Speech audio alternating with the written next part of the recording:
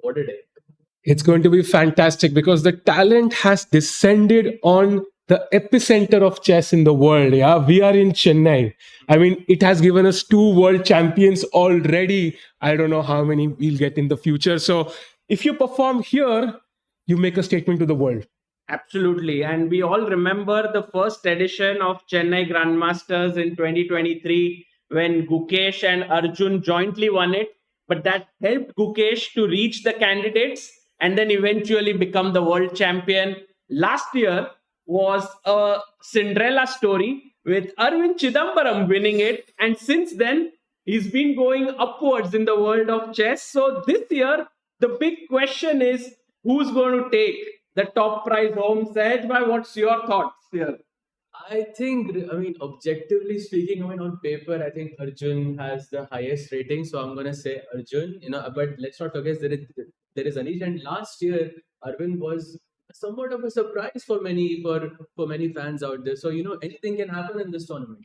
Yeah, I'm really hoping for a Nihal, uprising here because we know once he gets going what he can do. He's had a fantastic Esports World Cup. I think this is going to be the tournament for him. And of course, I think we would love to see Nihal as well in the 2750 club soon.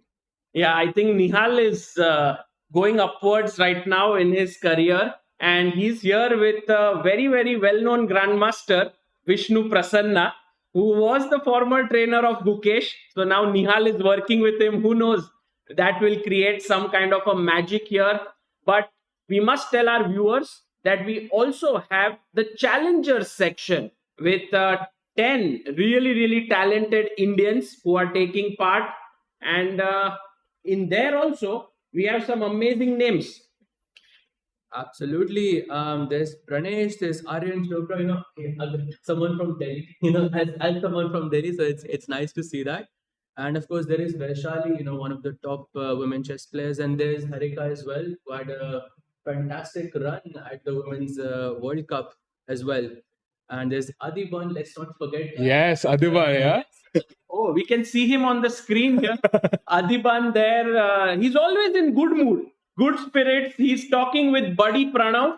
Pranav is actually the winner of last year's Challengers. So he got a ticket in this year's Masters. That's important. That can change lives. In fact, Adiban was mentioning, while he was hanging out in the opening ceremony, he was getting opening requests from guests. Yeah, okay, you have to play 1B3 for me. You have to play the London system. Okay, that was my request. But you have to play XYZ. And he's like, I only have 9 games. No, if Adiban plays 1B3 here, we will do something special. I think we'll get up and give him a standing ovation. I don't think he believes in that opening for a classical tournament. That's my feeling, but he could prove me wrong. So Sagar bhai, a question for you. What if it's B3 on move 2? Then it doesn't count. Yeah. Okay. Only if knight f3, b3, maybe yes then. Yeah. But I think 1B3 is his forte. Okay, let's go. Eddie, first move B3 or second move B3? That's what I'm rooting for. And also, not to forget, Vidit Gujrathi, I think, will be a very strong contender along with his friend Anish. I think the duo will love to kind of destroy their opposition. What are expectations from Vidit? You actually had the same flight with him, I think. Yeah, I had the same flight with him. I pestered him with positional exercises on flight, which was, I think, quite boring, not just for him, but also someone was sitting next to him. They were like, what? Why are you shooting us? But I think for Vidit, it's a very important event because his last classical tournament was back in November 2024. Wow. So he hasn't played since 9 months. Okay, one can, of course, remember that he got married earlier this year. So that was a big event for him. But yeah, he would be looking to strike back. Absolutely. I think he played only 2 classical. I did some stats, a bit earlier in the day, and he played 2 classical games this year. Only 2. Just two. That Bundesliga game. Exactly. Yeah. And by the way, we have footages coming from the venue. Diptayan Ghosh is there with Harika. This is the challengers section, and also on the screen we have 2 individuals who have worked tremendously hard to make this tournament possible. Grandmaster Srinath Narayanan on the right there, and Shrikar, who's also the co-founder of MGD1. So A lot of effort goes into creating such a huge event. And I think big shout out to MGD1 for putting this together. Yeah, months and months on effort. And I think it all boils down to this. Who can win this epic event? India's, I would say, the best classical event, right? We've seen people qualify for the candidates via this tournament. We've seen people become the world champion, life-changing event here. And it all boils down to these 9 days. They were supposed to be 10 days, but it got down to 9 days now. Yeah. Absolutely. And look at the intensity that Diptayan is sitting on the board right now. He is so focused. He knows what's at stake. Yeah, it's actually one of his first big events, I would say. Maybe the biggest one for Diptayan. While for Harika, I think she's played so many top tournaments. So she would be feeling quite relaxed. Maybe we can also have some other footages as and when from the venue. Oh, we have Vidit Gujrathi. He looks ready to go. He looks like, why are we waiting? Let's start right now. My first move, khelna hai, white pieces, preparing since yesterday. I think he's very excited. Sagar, my first move predictions. Okay, Vidit 1 D4, yeah, like his D4 is his main repertoire. Yeah. Although E4 he does play often nowadays, but when you haven't played for a long time, you want to fall back on your move that has served you when you were a young kid and so on.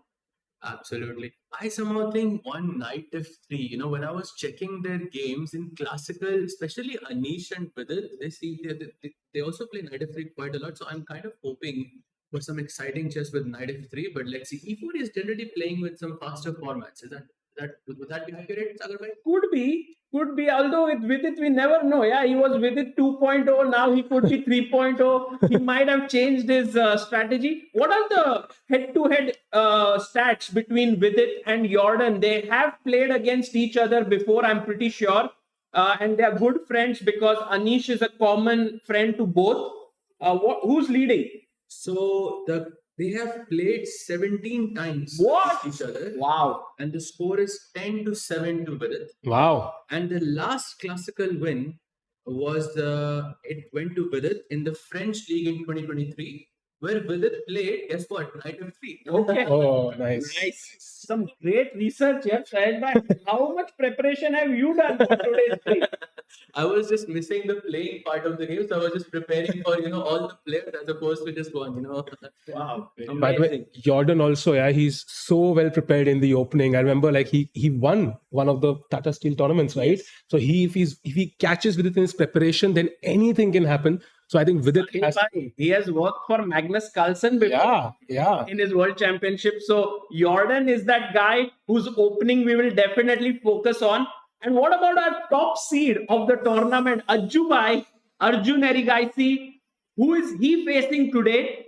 And if we can have a look at him, maybe he's not yet come to the venue. Yeah, and Arjun often gets black in the first pieces. I think this is one of the rare cases he has white. He is going to pounce on this opportunity like there is no tomorrow. He's playing Awonder Liang. Arjun might consider himself a slight favorite there, especially with the white pieces. I asked some AI models what should Arjun play basis, Awonder Liang and the current form. They said, he's likely to play 1d4. So let's see if that turns out to be true. Wow. And there we have Arjun and Awonder on our screens here. And said by what is their head-to-head? So they have played 2 times, but one little thing is that they've never played classical against each other ever. They have played 2 games, both of them were title Tuesdays, and Awonder actually got the better of him. He is leading by 1.5. Really? Half against Oh Arjun. my God. The most recent win came in March 2025 in a title Tuesday event. Right. But somehow I feel when you are opposite each other, it's a little bit different feel. Like when you're playing online, you don't see Arjun in front of you. So I'm pretty sure that right now, Arjun is looking very confident. He's also the top seed of the tournament. He's world number 5 right now. Yep. 2787 is his ELO or 2776. I mean, he dropped a bit. He was about 2800. 28, yeah, more than 28 for sure. And there you have the ceremonial move is also knight f3. Wow. Oh, knight f3. That's a ceremonial move. And Arjun will just say, no, let's just keep this position. In a second. And to all the viewers back home, we want to tell you that one beautiful innovation we have is that there are chairs in front of us here. There's a live audience. Guys, if you can give a round of applause to yourself for coming here.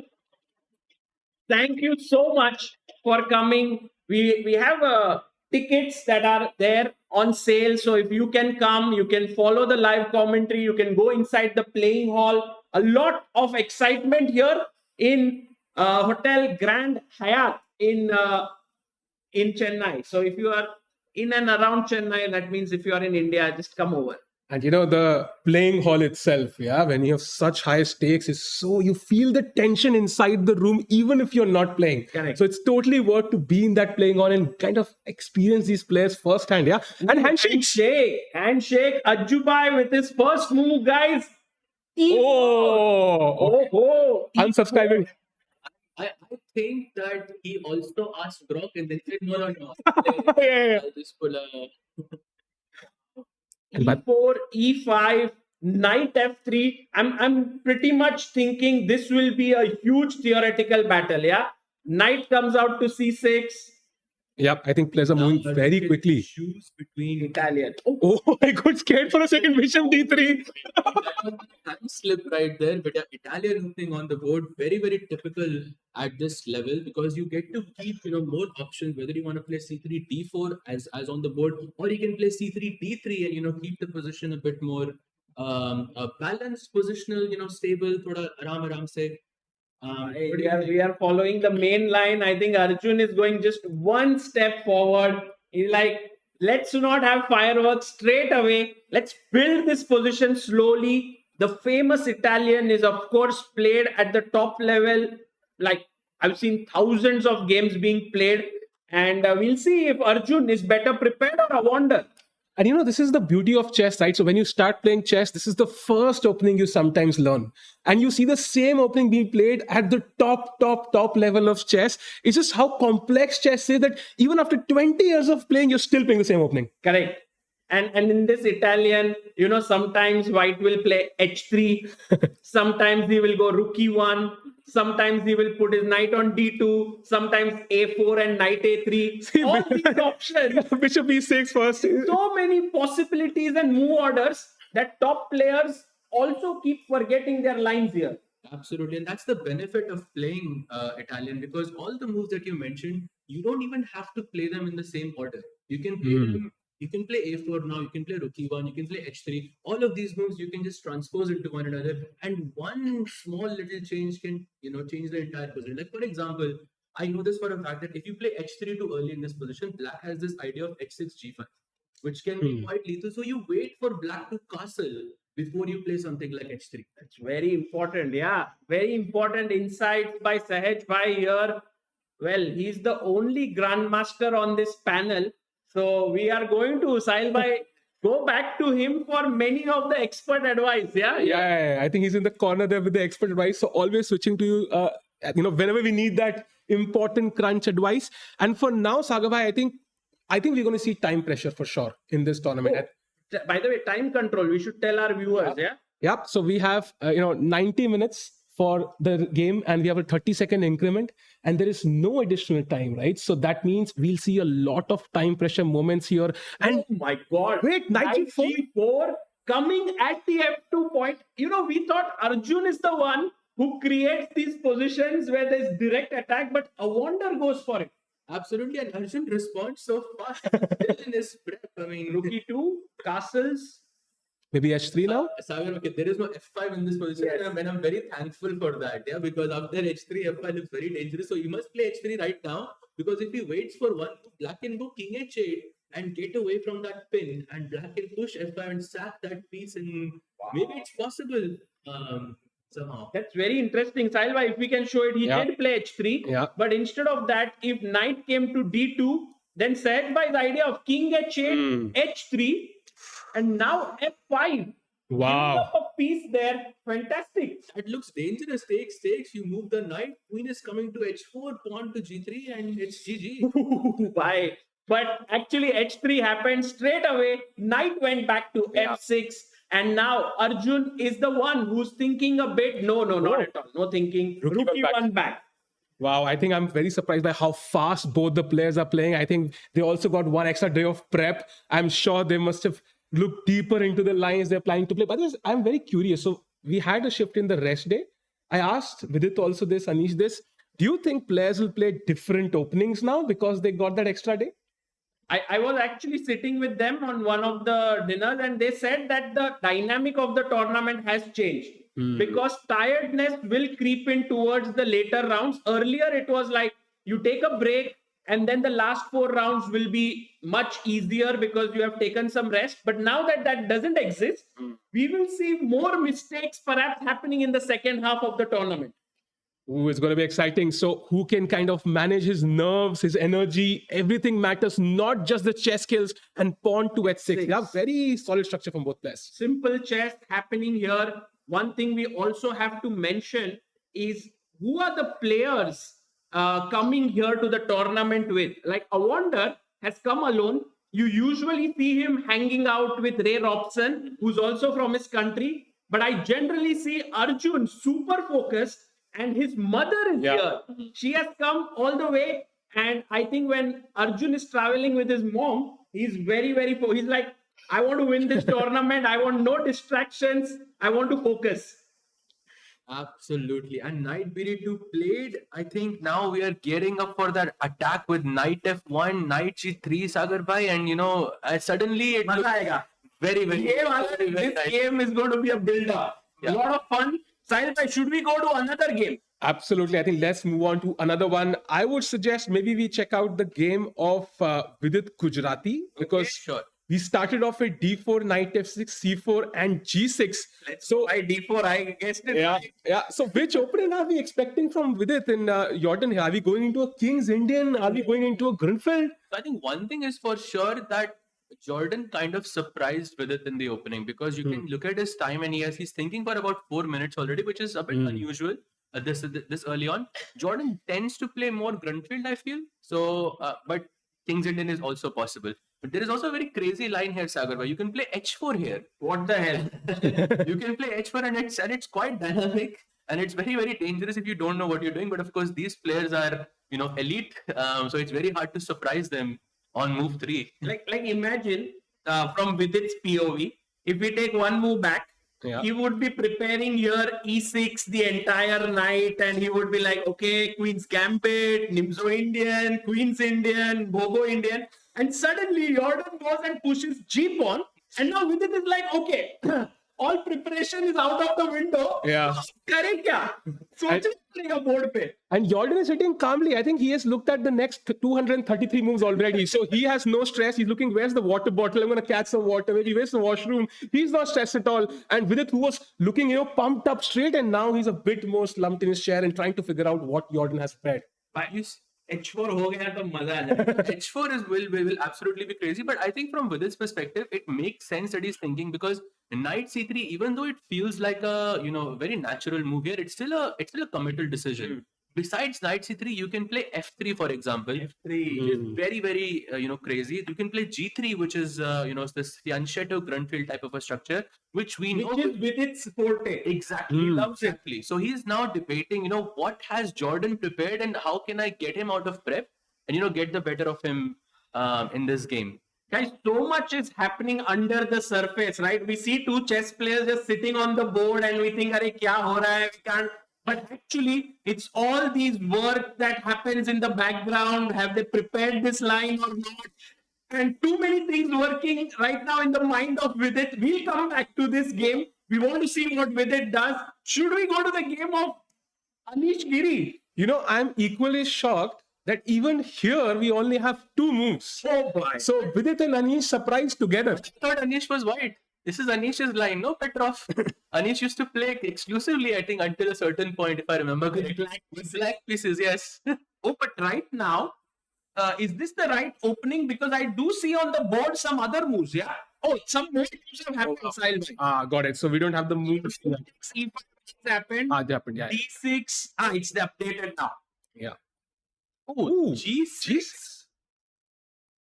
Oh, G6. That's very interesting, yeah. So now we need to check. Sagar, do you think Black should now play Queen E7 and maybe we head off into a equalist structure? I think if Queen E7 comes on the board and we trade queens, then it's very, very equalish, drawish type of a position. But we do remember that there was this Ding Liren versus Gukesh World Championship in which similar line happened. And White, if he's well prepared, can put some pressure, right? Absolutely. And let's not forget Anish's last classical game against Aditya Mittal, I think it was in the Sharjah Masters, that 90 move rook end game where he kept putting the pressure. So I wouldn't want to go into the end game this early on against someone like Anish as well. He loves to grind. And also, Anish was saying that, this trip to India, of course, he wants to play this tournament and all. It's also preparation for the World Cup that's coming up. So he would love to get used to the Indian weather, the Indian food, and so on. So right now, he has a very interesting kind of a thing. Queen E7 played. Yeah, we're going to go into the end game. As you mentioned, yeah, he wanted to, kind of get adjusted to the Indian conditions. Hikaru usually travels 6 days prior, and he's doing it a few months, yeah. He doesn't even know the location. He's like, I'm going to try it out anyways. We can ask our viewers here, guys. Oh, trade ho gaya, bhai. मैं पूछने वाला था whether they will trade queens or not. It has been done. Castles here. Now the plan is some rook e1, c3, bishop f4, knight d2. But Anish would know this position until 30. Yeah, at least. His second is right now smiling. Yeah, we are very happy.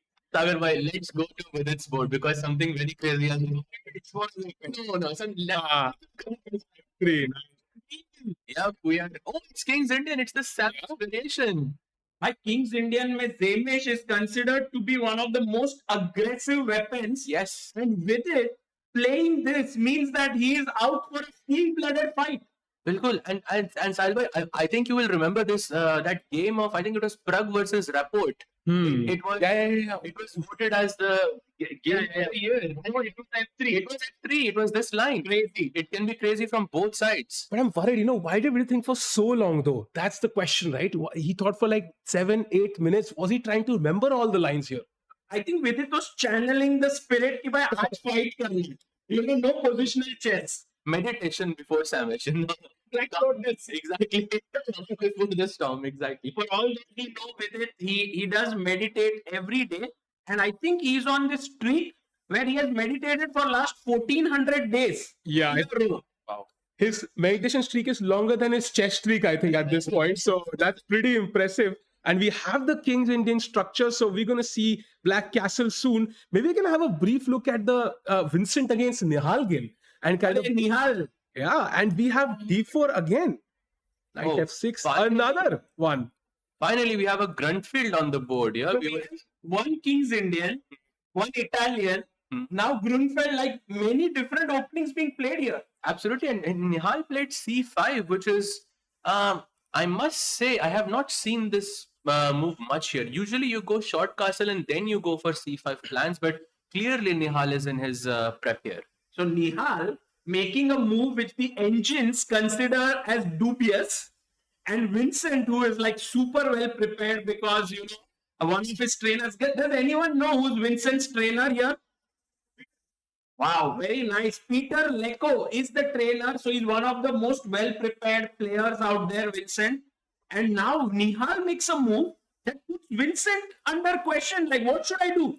Absolutely. Out of 5,000 games, this has been played in just around 70. Wow. So this is I would say, a surprise. Maybe Vincent has not seen this move ever in this particular position. So he, of course, understands the structure, but he's going to have a long think, just like with it. There's a quote by Vishy sir that I heard, that every door that the engine closes, it opens another one.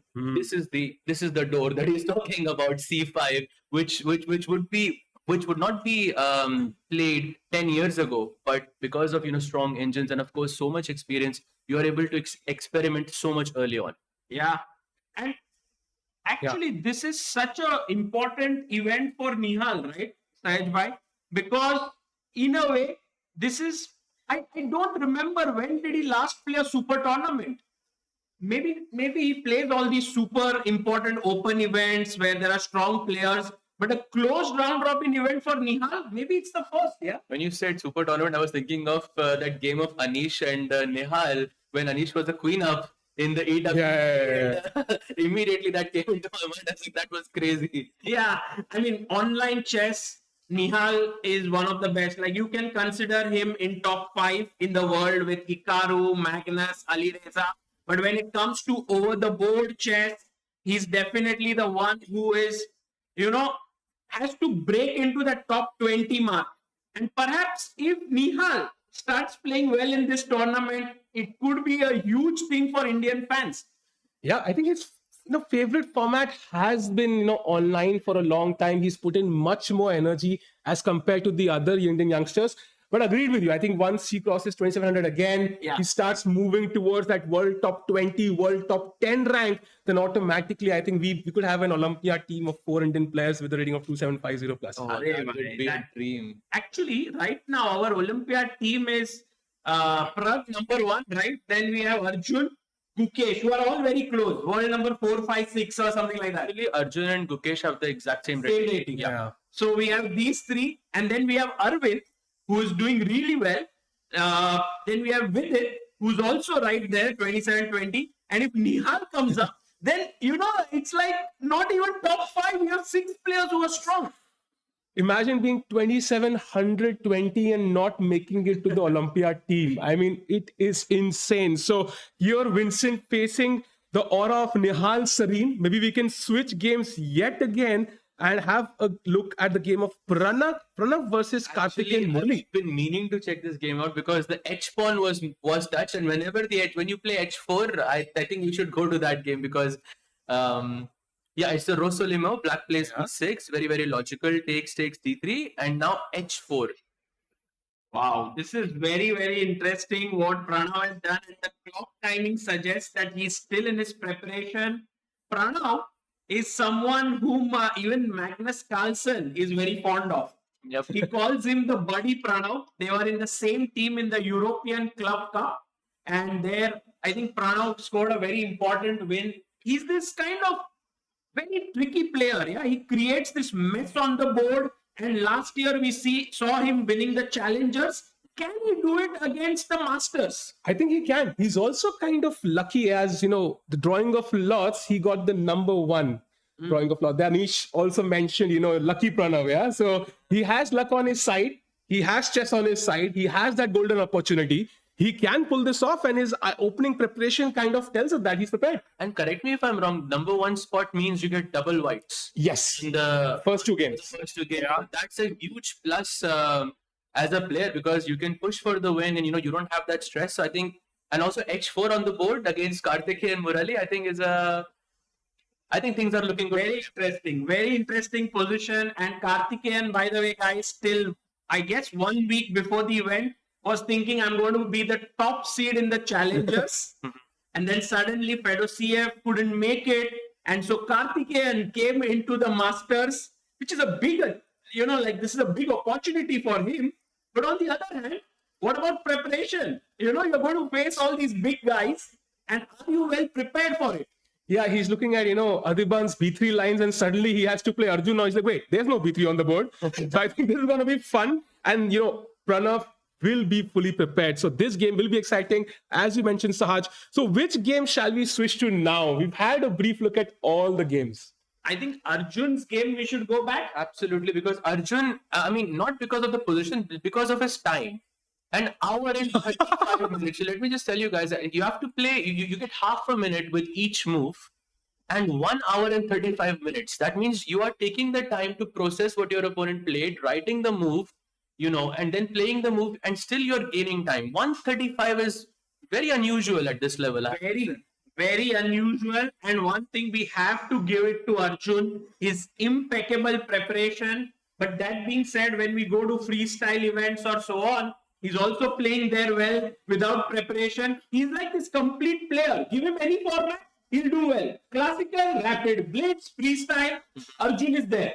Absolutely. And look at this knight c4, knight takes b6. I call Arjun the master of imbalances. Yeah. Because early on, in every game of his, very early on, he will create that bishop versus knight, sacrificing a pawn, just create that slight imbalance and, try to, take it from there. And I think he's done a wonderful job so far. I have seen this position. ऐसे क्यों लग रहा है that this position happened just very recently? Was it some game of Anish? Was it somewhere it has happened? Sahil bhai, is there some game in the database, this position? There is one game, and Black won that game. Wow. But I think, Arjun, as you mentioned, Sahaj, he's the master of imbalances, and he can do it over the board, judging the position. Imagine doing it when he has looked at it with the help of an engine at home. He played Queen C2 instantly. भाई खेल दिया. So Sahil bhai, that game was played in the Women's World Cup just between Li Tingji and Tan Zhongyi. He won. So very, very Exactly. The Tan Zhongyi, that crazy game with that knight. I mean, I saw that game, and Black actually said in that line, there's nothing to worry. Black had won that game. Great position. So now Arjun, who's sitting at home during the Women's World Cup and looking through the game, sees and spots an opportunity to improve as white. And I think he's gone for this. He's played Queen C2 instantly. I don't know what Black proved in that game, but clearly Awonder is not thinking, Black is okay. He definitely feels the pressure right now. Arjun has sacrificed a pawn, and he has the initiative. Look at the clock difference, 13 minutes difference right now, and he knows Arjun is coming at him with everything he has.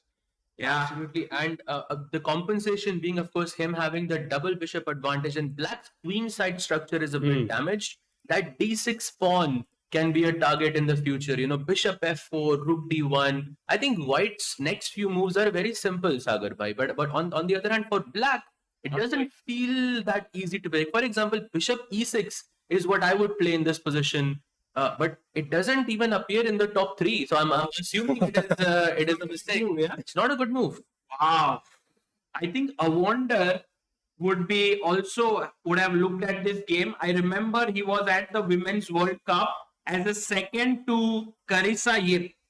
He was there, I think, as a trainer. So he might have looked at it, but not as deeply as Arjun.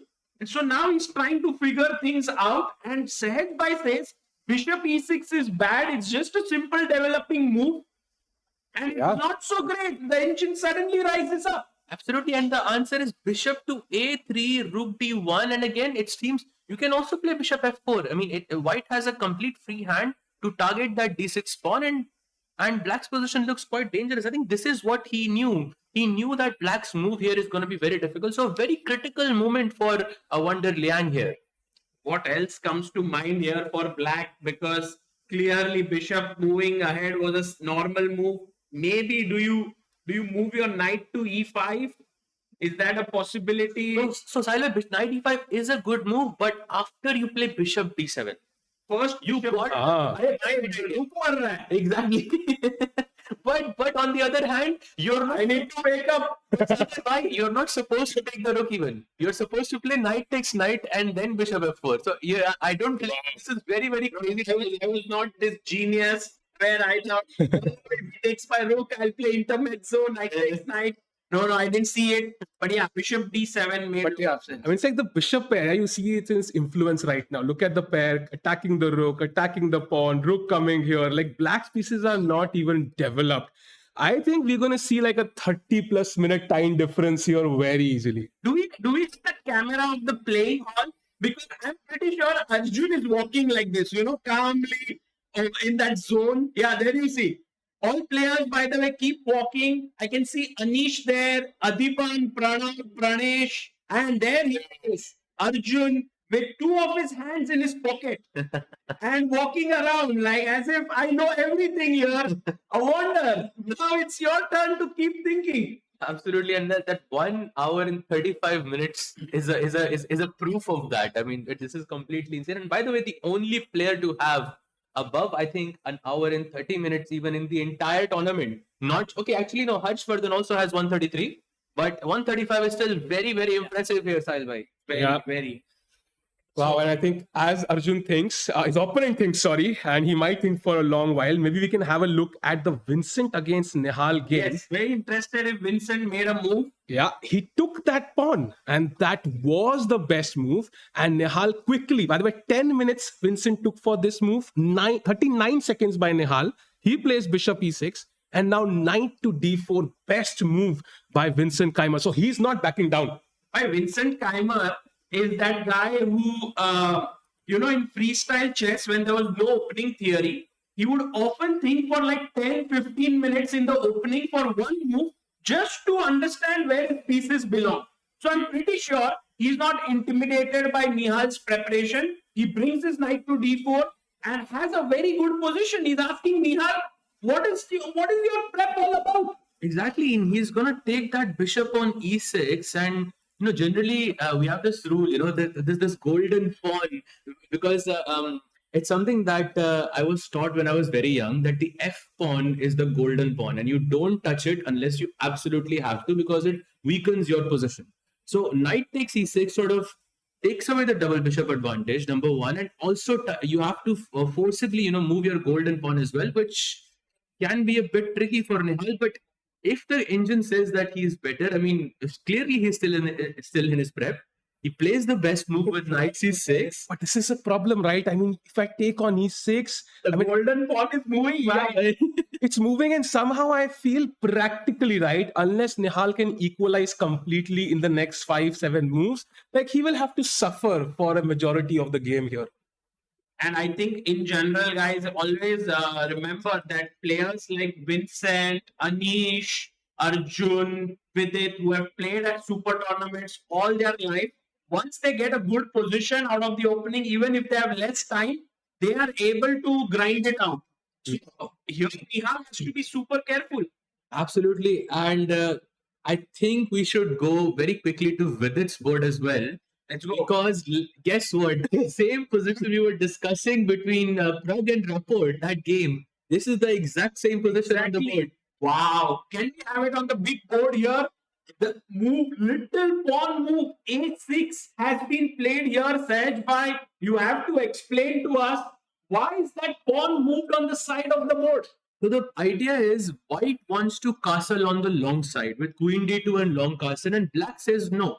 As soon as you play queen d2, I'm going to throw b5 and sack this pawn, and you can say goodbye to castling on the long side. And as far as castling on the short side, you are going to spend at least 3 moves. Knight g3, bishop e2 and short castle, and I'm going to use that time to, get some activity, and that will be my compensation in this position. There is no way Vidit goes for that line. If you've seen that game between Prague and Rapport, you get a nightmare, of that game. There is no way we'll see the same line. So I say by G4. Yeah, maybe he starts off with this and just kind of keeps all options open. Doesn't commit to the queen side instantly, because that game everybody in the world remembers by heart. Yeah. There's this tournament in Vaikanse that happens. It's called the Tata Steel Chess. And over there, we generally see a lot of fighting games of chess. And there are some super tournaments where you see very, very equalish games, like, very solid games, sometimes at the Sinkfield Cup. And I always used to wonder, like, why is it in some tournaments we see some crazy fighting chess, like we are already seeing here, and why in some tournaments everyone's playing solidly? And I think it has all to do with the field. And I believe the organizers of the Quantbox Chennai Grand Masters have done a brilliant job. Is they've kind of got this mix of players. If more fighting chess is on the board. There's youth, there's experience, there are stakes, because as we know, multiple of these players are trying to qualify into the candidates. They need those FIDE circuit points as well. So everything matters, and only few months to go. Arjun would be thinking, you know what? Hikaru is world number 2. Can I track his rating down? And then Hikaru has to think, do I play the World Cup then? Because right now he's in a comfortable spot with a rating of 2800, 06 or 7. So there are multiple players playing for multiple stakes here. Also prize money. Yeah, the prize money has been doubled this year. It's 1 crore rupees. Wow. So I think players also, if I'm not mistaken, the first prize is $28,000 for the first player, which is, I think, quite substantial. So I have to ask you both now. If you had to make a bet, so who do you think is the favorite to win this event? In Masters, yes. Yeah. The safe answer for me is Arjun, because top seed, clearly very good at such tournaments. But my gut instinct, somehow says that Anish Giri might perform very well here. What about you, Sanjay? I'm a big fan of Arjun, so I'm gonna stick with Arjun, and I'm gonna say that he's gonna dominate here because he does, as you said, he does exceptionally well in these tournaments. When he plays, such events, I mean, he has such creative ideas in the opening. Yeah. And the master of imbalances. He confuses his opponent from the beginning phase itself. I think that's gonna work really well here. Okay, Arjun and Sahil bhai. I think just to balance it out, I think I'm going to put my money on Nihal today. Let's hope he cruises through. He has a crazy opening idea, of course, but it's going to be a sharp game. And of course, I would say, I think, regardless, I think Indian chess is doing well. Chess overall, we are seeing new stars come up every single day. I think this tournament could come out for be a great tournament. Somebody like Pranav or Karthik and Murli, they could start outshining. So I think let's see who kind of wins this event at the end. And let's not forget that game of Karthikeyan against Firuza. Remember that very sacrificed the immortal game. I would say the best game of 21st century for me, because that it was for 2 pieces or something, and it was Queen D2. Vidit bhai saying, Jordan, you can actually go for a queenside attack. I am long castling here.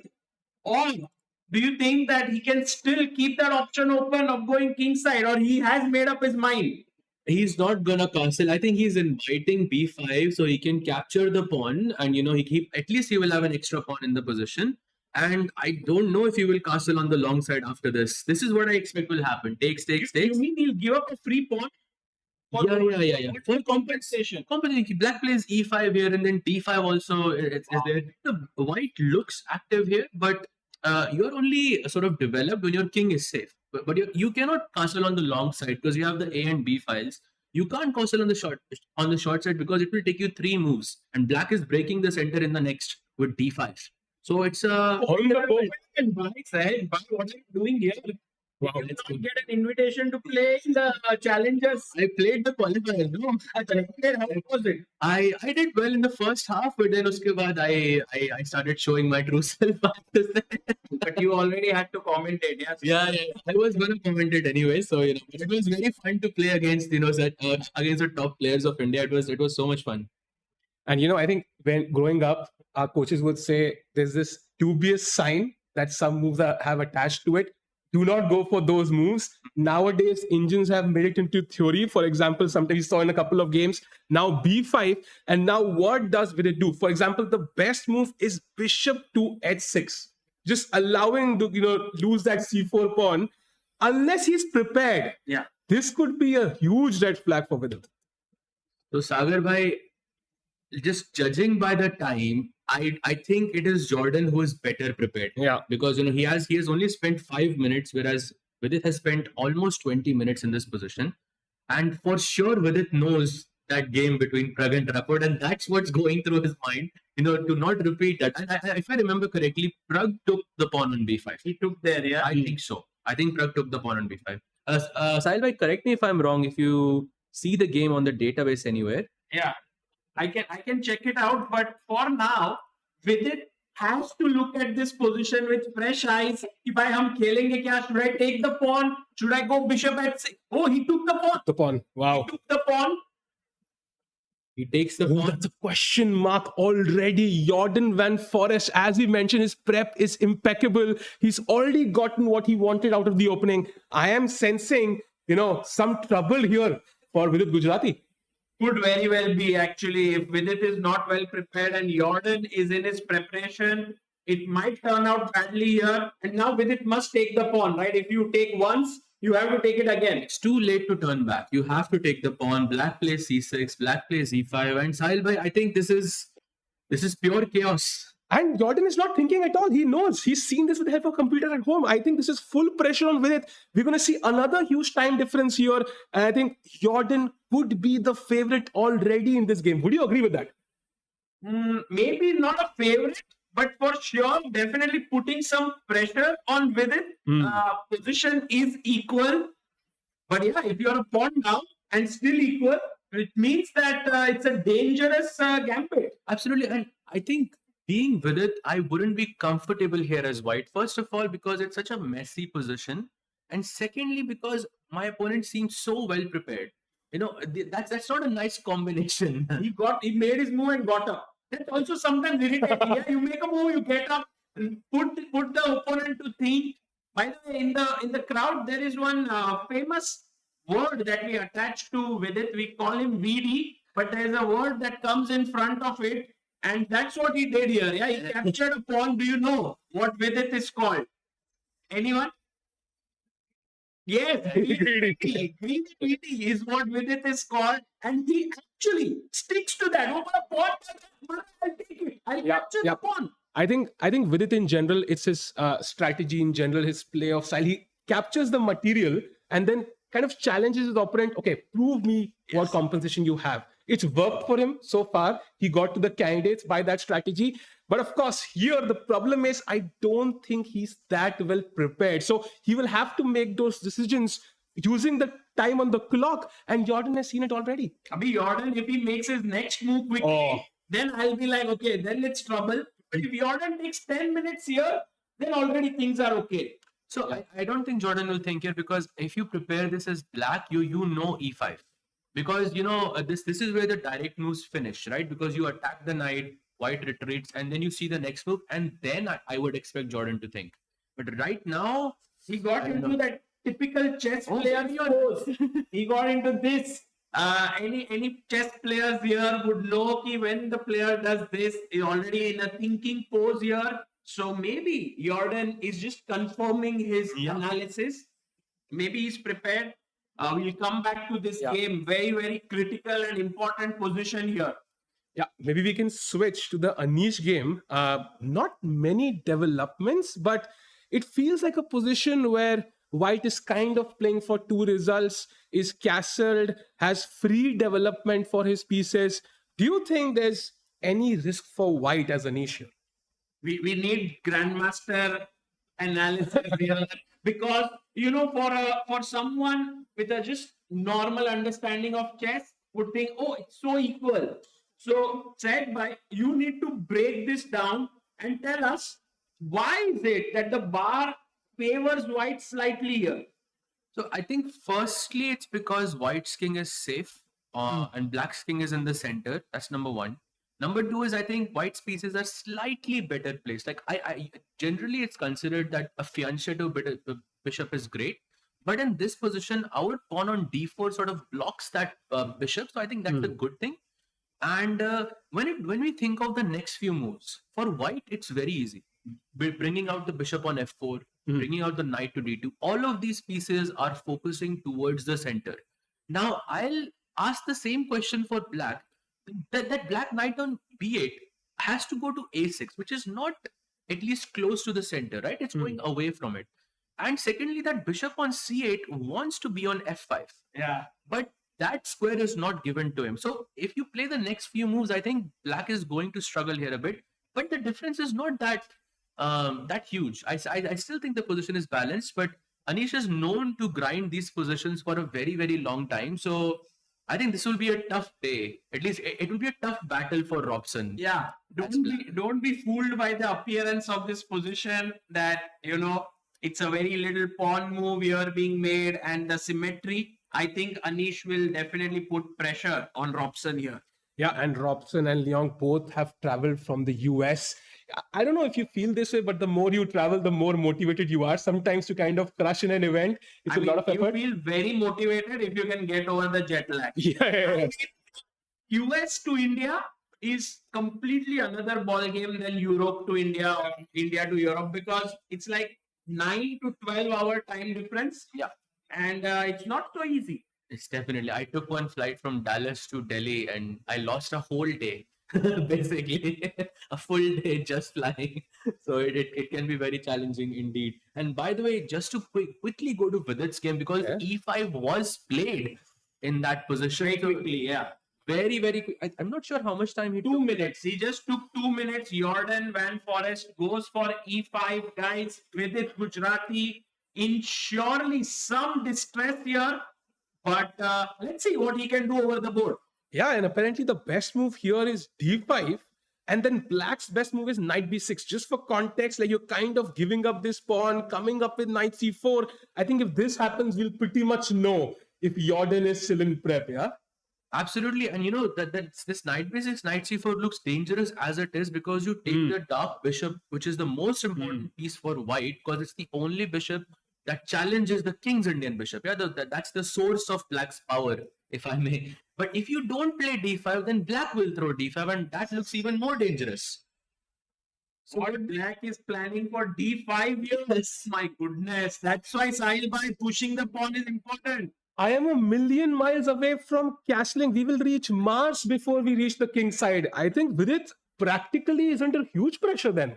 When you are behind in development, there's this thing that you need to break open the center, and Jordan plans to do just that. Vidit has to be super careful. If we can get Jordan and Vidit on our screen right now, that's Ray Robson. They're thinking against Anish Giri. This will be huge. Yeah, like let's see what the body language of the players is like.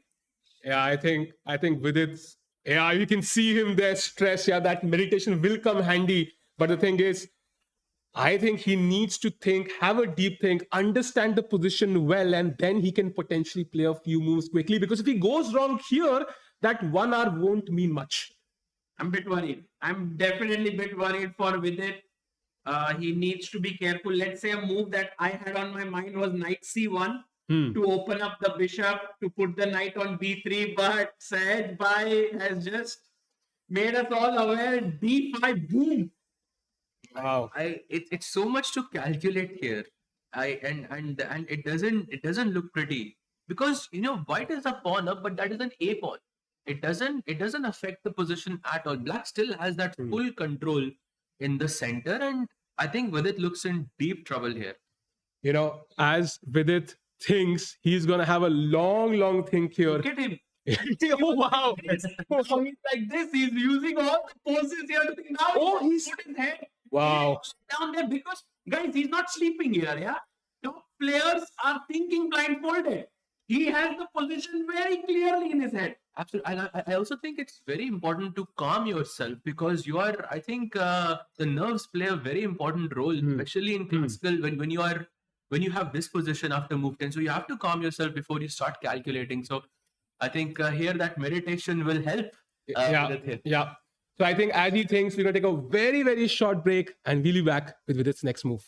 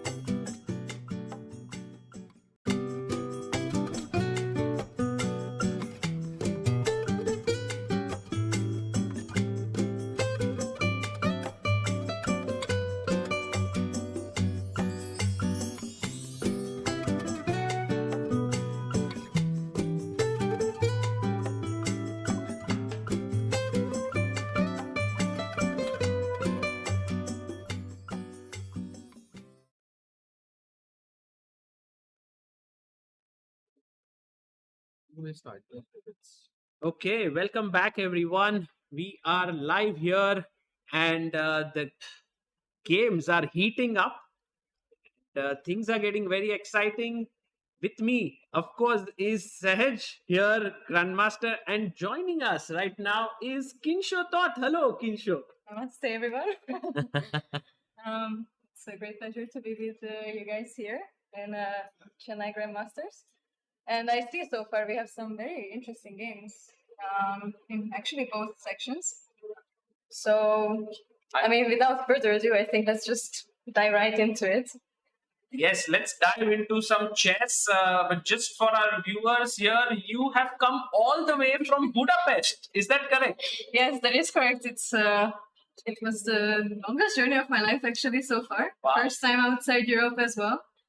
So yeah, I mean, halfway into the journey, I was like, okay, let's just go back home. Of course, I'm joking, but it's after like 5 hours in a small area on a plane, I was like, yeah, I'm just gonna go back to bed. But now that you are in India, I hope you are enjoying it. Oh yeah, definitely. The first 24 hours were a bit insane with the hotel and everything, but I'm loving it here. Have a great time as well. I love the food, of course. Hospitality is amazing as well. So great to be here. Yes. It is a very, very long journey from Budapest, just so you know, because there is no direct flights. Yeah. You have to travel for 14, 15 hours. So for someone who hasn't traveled, outside of Europe, it can be very, very difficult. Right. And it's so amazing that you've decided to come here, Kinsho. For all our viewers, I think you stream a lot on Twitch. And it's amazing that you are here in the commentary panel. Should we begin with Vidit versus Jordan? Yeah, definitely. I mean, looking very, very interesting so far. So Vidit versus Jordan, we have this game on the board right now, and E5 was played by Jordan, and wow, this is very, very interesting because Vidit has finally played a move. It's been like, I think he took close to 20 minutes for his last move, and he has made an error or not. Knight to G3. So it feels like a natural move because I want to get my bishop out and I want to castle, right? But I'm so afraid of this move B5, which we were discussing a bit earlier, Sagar. And Kinsho, maybe you can also tell us B5. How do I resolve the problem? what do you do here? To be honest, first idea is pawn takes. But which pawn? Of course, is the question. Exactly. Because we have way too many things to take, of course. I hate these 4 pawns standing off against each other because it's like when you take here, something else happens. When you take here, this happens. If you wait, black can take here, black can take here. I mean, it always like kind of makes me go dizzy. Absolutely. And let's not forget, if you don't take anything, black can also play C5. Oh my God. Just adding fuel to the fire. Like if there wasn't already enough pressure, it's like even more. True.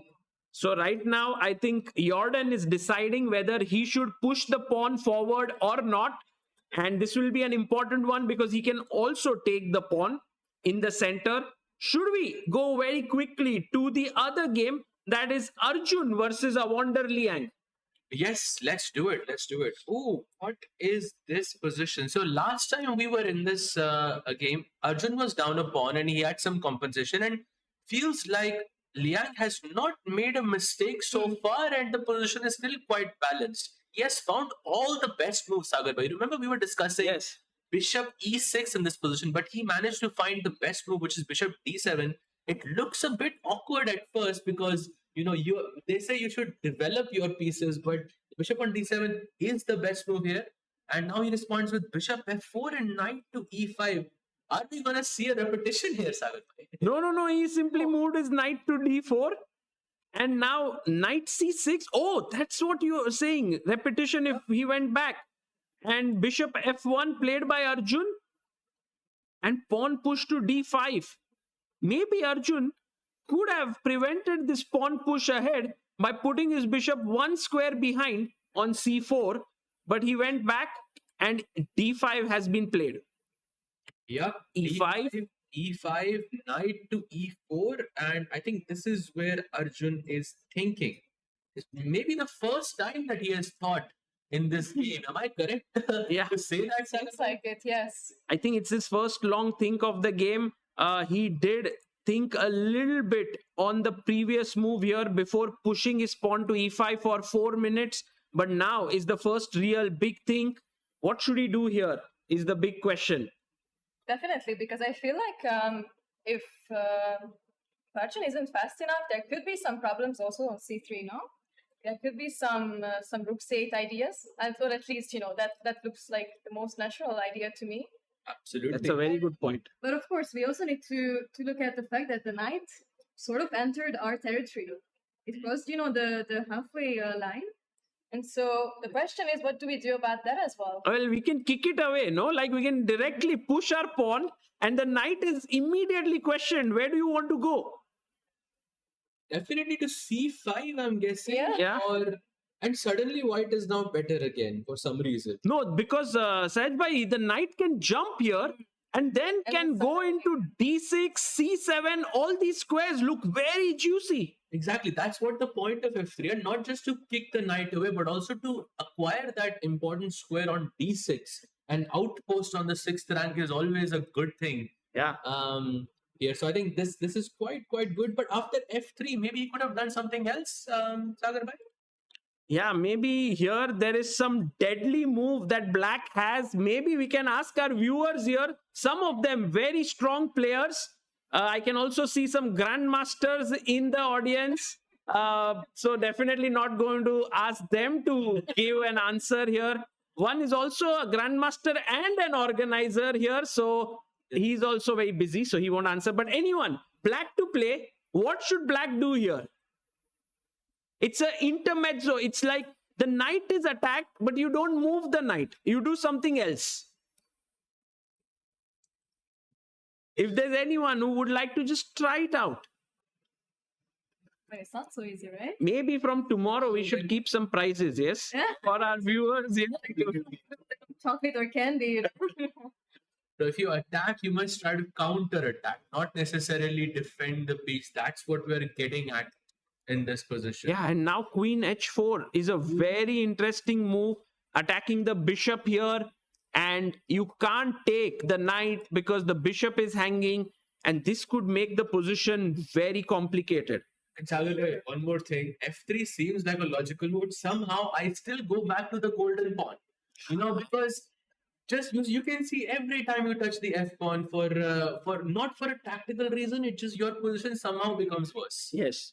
So actually pushing the f pawn might not be a good idea. And I think for all the viewers out there, what Sahaj just mentioned, f pawn is a golden pawn. Don't push it if there's no need for it. So moving on, we should quickly check the game of Nihal Sarin with Vincent Keymer, because it seems like there is a lot of movement that has happened in the game. And Nihal seems to have found some good moves here. Yeah, absolutely. We were looking at this position just now with knight takes e6, f takes e6. I already like Vincent's position because the f pawn is not there anymore.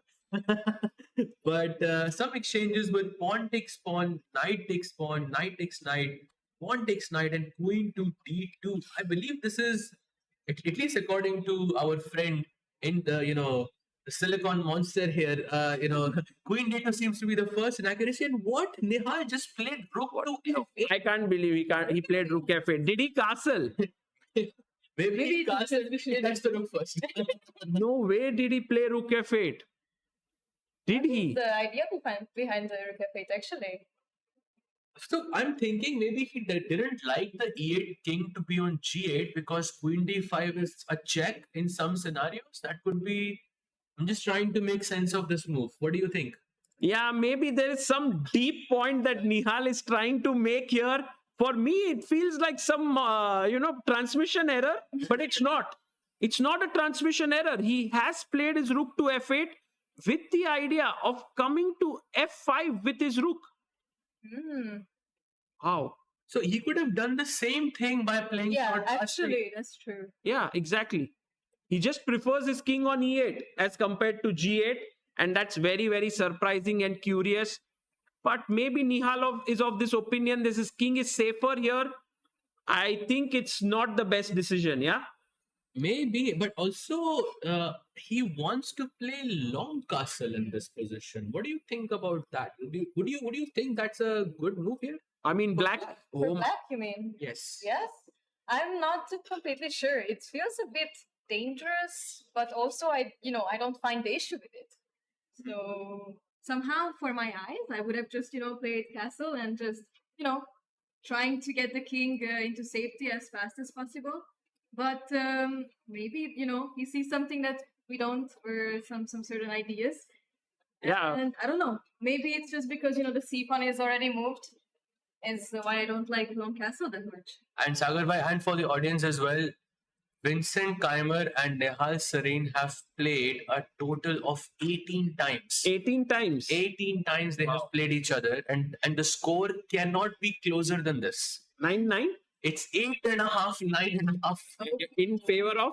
Nihal. Wow. Oh, But I would say it's mostly Nihal in online games, faster formats. Nihal has gotten the better of a Keimer. But there is a fun fact for everyone here. The first time that Vincent and Nihal played against each other, they were both 11 years old. Oh. And it was in the 112 World Championship In Durban. in Batumi. Oh. Actually, in Durban also they were there, but I don't think they played each other. But in Batumi in 2016, they played against each other, and the match ended in a draw. Wow. All those years back. Actually, this is a golden generation for chess. Kids born in 2004, 5, 6, 3. You can take 2003, 4, 5, 6. This entire 4 months period has given us players like Arjun, Nihal, Vincent, Prag, Gukesh. I mean, crazy, yeah, how this period was. Absolutely, Yeah. absolutely. This generation is something else for sure. Yeah. And so it's very interesting now with both of them being world-class players. Vincent and Nihal are once again against each other. And right now, a very, very important moment in the game, because Vincent is better. But Kingshore, the time that Vincent has taken, 45 minutes, is all that he's left with. definitely, it can get into a situation where it will be difficult to play under such time pressure. I mean, we're still pretty early on in the game, and already half of the time is gone. Yes. So Only 11 moves have been played. yeah, and also we have to take it into consideration that Nihal is a speed chess beast. Yeah. So Very great point. And a move like Rook F8 could be those bullet instincts just catching on, and him just trying to muddy the situation. And you can see the effect of it on the clock for sure, because there is a 30-minute difference between these two players. And even though the bar favors white, if you asked me here, who would you choose, white or black? I'm choosing black. But why? Why, Saj? Because white is a pawn up. This is an extra pawn. What is it that is going or working in black's favor right now? And it's just one simple answer: king safety. I feel it's the same situation in Vidit and Jordan's position as well, where the king seems safe, but it's not. It's still in the center of the board. You mean the white king? Yes, the white king. The black king is also unsafe, but I feel white doesn't have as much potential to attack, because most of white's pieces are still in their original squares. So I feel for the white side, you can either castle on the long side, and that is already a bit dangerous, because that pawn on c5 is so exposed that c file looks so dangerous for white. And you cannot castle on the short side because it takes you 3 moves, just like in Vidit's game. Wow. Okay, interesting. Yeah, like when you explain it this way, suddenly, you feel like, Nihal did play a decent move here. Yeah, sometimes, guys, there are moves which the engines completely say, bad move. But humanly on the board, you don't have the evaluation bar. You don't have the engine running. And That's why it's great to have here Sahaj, who's able to break it down like a grandmaster. Rook F8 here. Kinsho, nice move. Yeah, Rook F8 then. I mean, at least Yeah, some- suddenly I feel, different about it. For sure. For sure, yeah. let's see if Vincent also feels the same, or Vincent is like, okay, this looks bad, and he's able to refute it. But also, if we think about 10 moves from now, it is very clear that White cannot castle on the long side, right? White will castle on the short side. And Nihal being a pawn down in this position, his only compensation is finding some kind of an attack. So if he thinks that if White's king is going on the short side and my king is going on the long side, that creates more possibilities to create an attack. Maybe that's his Yeah. thought process. I pretty much think that White is going to push the pawn forward, and then maybe there is some pawn push in the center, activating the bishop. F2 point could become weak with the rook and bishop. Lot of things can happen here. Absolutely looks very, very, very, very scary. Right. So let's head over to one more game. We saw 3 games right now: Arjun's game, Vidit's game, and Nihal's game. Now let's go to Anish Giri versus Ray Robson here. And this is that game where we have the maneuvering struggle going on. Has White improved their chances, or is Black standing solid here? Looks pretty solid, I would say, for Black, but Anish is a grinder. I still think about that game, that 91 move. I think it was 91 moves, correct me if I'm wrong, everyone, but 91 moves where he grinded, I think, Aditya Mittal in the Sharjah Masters. It just goes to show that Anish is a beast when it comes to such positions. It's stable. He has that slight advantage. He will keep pushing and wait for that mistake, which will happen. I think it's and I would still put my cards on Anish here. Yeah, time is very even here. Could go either way right now. Draw very likely, but as Sahaj points out, Anish will try to press. So Kensho, who would you take here if you had to choose a color? Let's say someone just puts you up on the spot. Are you white or are you black here? Actually, I would choose white for sure. I mean, even earlier, I was looking at these bishop f4 ideas, and the d6 square can become a bit weak at certain positions. We can never really play d5, right? Because the black squares are going to become extremely weak. That's a great point. And in addition to the dark squares, in specific, that c7 knight, that e5 square, which is a central square, becomes super weak. That's a great point there by you. So I completely agree. I think I will also choose white. It seems much White's life feels a lot easier in this game for sure. So slight favorite here, Anish Giri, as the game goes on. 16 moves have been played, guys. To remind you, after move 40, we have 30 extra minutes that will go to both the players. So it will be not like tremendous time pressure, but they do have to complete their 40 moves in 1.5 hours that they are given. Sagar bhai, I would love to check out, one more game. Yes. Here, which is Vidit versus George. Again, yeah. You know what move is on the board right now. So we go back here. Knight to g3 was played, and d5 is on the board. Just as you guys predicted, actually. Yes, and Vidit said, okay, I'm not touching the pawn. He goes bishop e2, and guys, I think you have seen the move that Jordan played, but if you haven't, he's made the best move in the position. Wow. And what is that move, Sagar bhai? He has pushed his h-pawn, keeping that tension alive in the center between all these 4 pawns. Jordan is like, I'm going to put something more in the mix. I'll push my h-pawn, push it one step ahead, attack the knight, and wow, this is looking quite dangerous. Super dynamic, actually, and I'm loving it. I always love these positions. And I'm wondering, how can Vidit proceed here?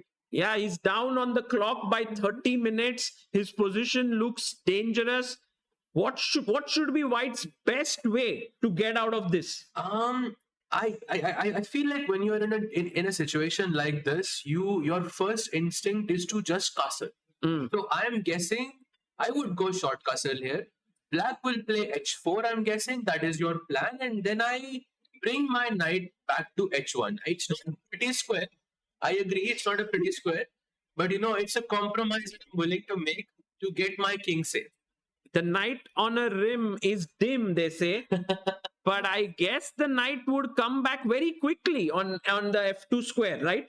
Yes. Absolutely. So Black would probably have to act pretty fast to capitalize on this opportunity with this knight on h1. And now I see this move shown to us on the screen. Black can play h3 here. Yeah. Wow. What is going on? That would be really interesting. King side, huh?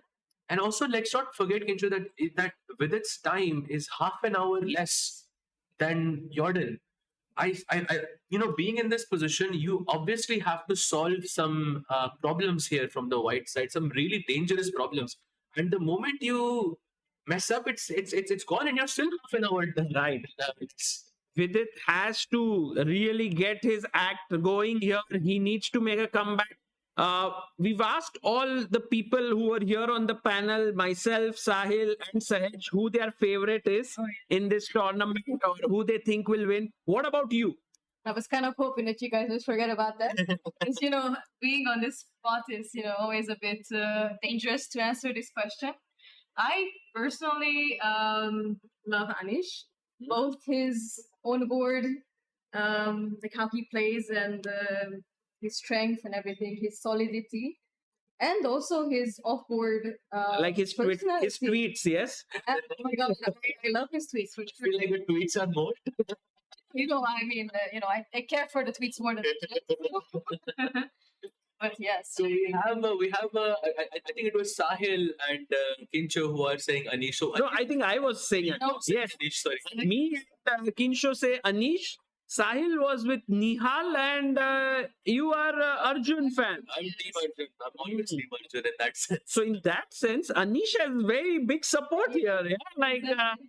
Well, actually, Anish has many fans in India. Of course, he's Dutch #1, but we do know that his father is Nepalese. So he does have some Indian roots because I think the grandmother was from India. Right. And his father also speaks proper Hindi as well. Once I remember in some Hogemin event in 2009-10, we actually had a conversation with him once, and he speaks proper Hindi. It was so nice to see that. But Salman bhai, very, very cool. Yes. Just like But Salman bhai, should we actually take a look at the challengers section to see what's going on there? And also, before you ask me this question, I'm going to put you on the spot.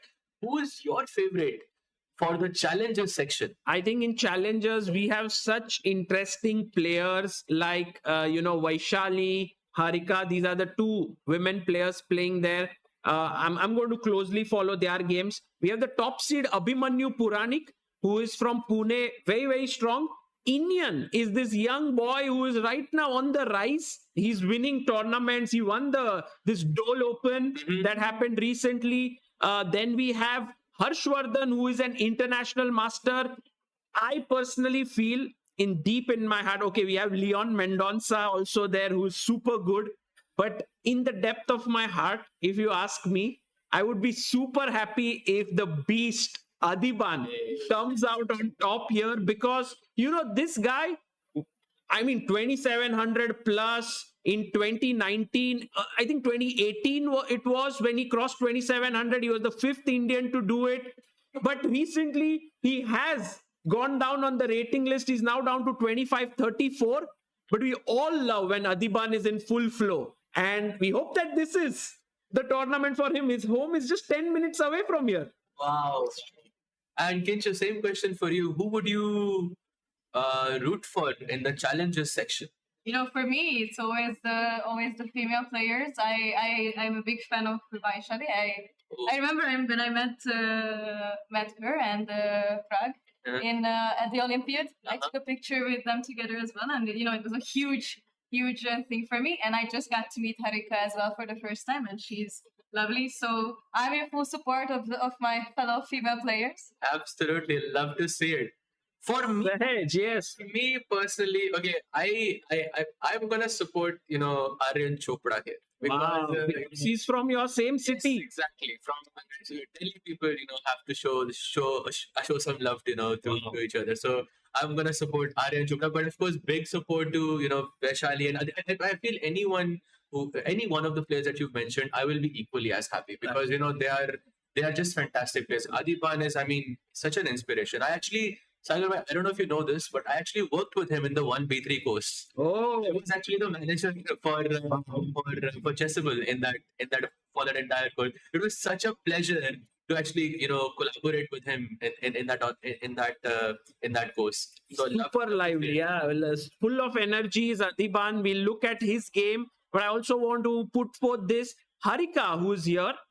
3 years ago, she was in Chennai. She was playing for Team India at the Olympiad. She was 9 months pregnant at that point. Wow. And today, here she is come with her daughter, Oh yes. Hanvika, and she is there playing outside. And it's so nice that Chennai is the first tournament where she's brought her daughter. She's never come with her daughter to any tournament, but here she is. And we'll be all eyes on Harika, how she does. Absolutely. So maybe let's start with Harika's game because we have some 4-night scotch. Yeah. Now, generally speaking, Sagar, right, this opening is very solid and white tends to have a good position, but I feel this suits Harika's style really well. Yeah. Because Harika is that grinder as well, in such positions. So is Diptayan in trouble? Well, Tiptayan, on the other hand, is also a very positional player and he loves to play these Catalans and all. And I think we might very well, if none of them go wrong here, it does feel like a very equalish position. So a good choice by Harika for game number 1, not risking too much and being very solid. What do you think, Inshu? Oh yeah, definitely. I mean, seems not too flashy, not too dangerous, but also it's really positional for sure. Yeah, I think. I think White wants to play this B3, C4, Right. bringing the rook to D1. Like White is super happy, super slow, super safe. I know there is no danger to the king. Black, on the other hand, has these ruptured pawns on the queen's side. So you have this D5, C6, and A7. And in the future of the game, you want to target the C6 pawn because it's the backward pawn. And once that D5 pawn, that's why I want to play C4, yeah, because once that D5 pawn gets traded, that C6 pawn, the C6 weakness is what remains in the position. Right. So I think Harika is not even on the board. Yeah, she's I think she feels comfortable. Yeah, and she has extra time on the clock. She has 25 extra minutes. Let's go to the game of the beast. He's playing the top seed, Abhimanyu Puranik. And we have the Benko Gambit on the board. I love it. Adiban has come with his energy here. Yeah. That's what we love to see, no? Yes, he's saying no fear. No, that's why we love to see his games because he brings that such a fresh energy and no one plays gambits at this level except for Arjun. Now it's because Arjun can do anything. He's completely unpredictable. But Adiban is the OG player. Who's known for his creative ideas in the opening. I know I've played him some 3-4 times already. Each time after move 20, I was on time pressure. Yeah, Because I had no idea what to do. time pressure. Also, I played with him. I was always very worried that my king would get checkmated. He loves to attack. And here, as we can show our viewers here, Black has 6 pawns. White has 7 pawns in the position. So White is a pawn up. But Adiban has this open A file. And generally, the other rook comes here and puts pressure on the B file. So typical Benko Gambit stuff happening here. And playing this against, on paper at least, it's someone who is 100 points ahead of you. I mean, that's the beast for you, Yes. right there. Because Benko Gambit is definitely a statement in the first round itself, and it has paid off. Yeah? I mean, he He has a good position. He has a good position already. Time. He has a bit less than his opponent, but feels like Abhimanyu is gonna be in trouble here. Okay, so we'll come back here. Vaishali, we are having a very quick roundup of the challengers section. We have Vaishali versus P. Inian here, where Vaishali, playing with the white pieces, has just moved her knight forward, attacking the rook on A5. It's 6 pawns per side. It does look very, very equal, but black seems comfortable here. That's actually a very, very good question because black still hasn't castled yet. But they do have the open A file, I mean, half open A file themselves. So it's not that easy, in my opinion, or at least to me, it's not that obvious what to do. But of course, we are currently under attack. So the question is, where do we put the rook? It's a good question. Very, very important question. Actually. Very important question. I'm thinking either A3 or A4. One of the other. I don't know which one. But if I was thinking here, I would choose because I'm going forward, right? I want to put my pieces forward. I don't want to bring the rook back. Because I'm also thinking, like Kincho said, that I want to castle and bring my other rook to A8. So that way I can put more pressure on the A file. That could be the idea here. Yeah. I have a question now for our viewers here. If the black rook goes back, what do you do here as white? It's very important that you play with energy, as has been shown that if you have too many pawn weaknesses, they can all become targets in the end game. So what is a good move for white? A little bit more aggressive, a little bit going forward. Maybe go for it. You see, white cannot afford to be calm here because if you're calm, then you have so many weaknesses with your pawn structure. So white has to be super aggressive here. So what do you think? It's a good question actually, and not an easy one for sure. Not at all easy, but I guess some have already found it. Yes, you found it. No, okay. Go for it. If there's anyone, guys, feel free. You can shout out your move. C5. Beautiful. Oh, beautiful job. How strong are you? But you finding all the right answers. C5 played. If let's say knight takes, we can take here with the knight. Pawn takes, and now the D pawn is ready to run down the board. Absolutely. Bishop goes away. Bishop B5 check, and now I don't allow you to castle anymore. And I will of course take the C5 pawn back. At some point. Okay. So this looks very, very scary that this is not something that Indians should be doing. I think it all starts with that original position. Don't go rook a8, I think. But don't go back. Just go forward. But Vaishali is this player who's always looking for tactics. Yep. And in her mind, it is like, I'm going to push the pawn, whatever you do. I think Kinsho, Vaishali seems to be on the offensive, although the engine says it's equal. I'm loving it, honestly. I mean, very dynamic chess once again. Very also showing how important it is that the king is still in the middle. I mean, it all comes back to this d6 and these ideas only worked because the rook is still out of the game very much. Absolutely, yeah, very important here. So Indian is thinking here. He has some important stuff to think about. Let's very quickly look at the game of Leon versus Harshvardhan. Harshvardhan is the only IM in this entire field. We have 19 Grandmasters playing here, and there's one IM who's playing, and Harshvardhan is this very talented young boy whose father, Gopal Krishnan, was a very strong chess player. Wow. And now his son has actually carried forward that legacy, and he's even become stronger than his dad. And right now, his first game here, he's put his knight on d3. Do you think he's doing well, or the knight on d3 could become a bit shaky? First of all, Sagar bhai, I have to say that Harshvardhan may not be a GM right now, but he's definitely GM strength. He might make a GM norm here. 100%. I think 100% there is because I think also in the qualifiers, he defeated me in a very, very, I would say not many people would be able to escape that, but how he played and how he fought was, fantastic. Wow. He actually took away my chances to qualify. So it still stings a bit, huh? No, absolutely. I'm so happy to see these youngsters getting playing at this stage. So I think I think it's great for the game. But yeah, coming back to your question, that knight d3, it's often a very common sacrifice at these positions because you leave the pawn on d3, and white's focus is always how can I capture this pawn on d3, and then in that process you find some crazy tactic. I don't know, some f5 or I don't know, some rook c3, something like that. So something like here, you win the pawn, but then comes the move and you try to blow open the position. Exactly. Double bishops, f4, Now, this is where I am okay with touching the golden pawn. Because you see, here we have to. Here is a tactical reason. So I feel like this is... Also, you can see rook a3 is not an easy move to make here, Sagar bhai.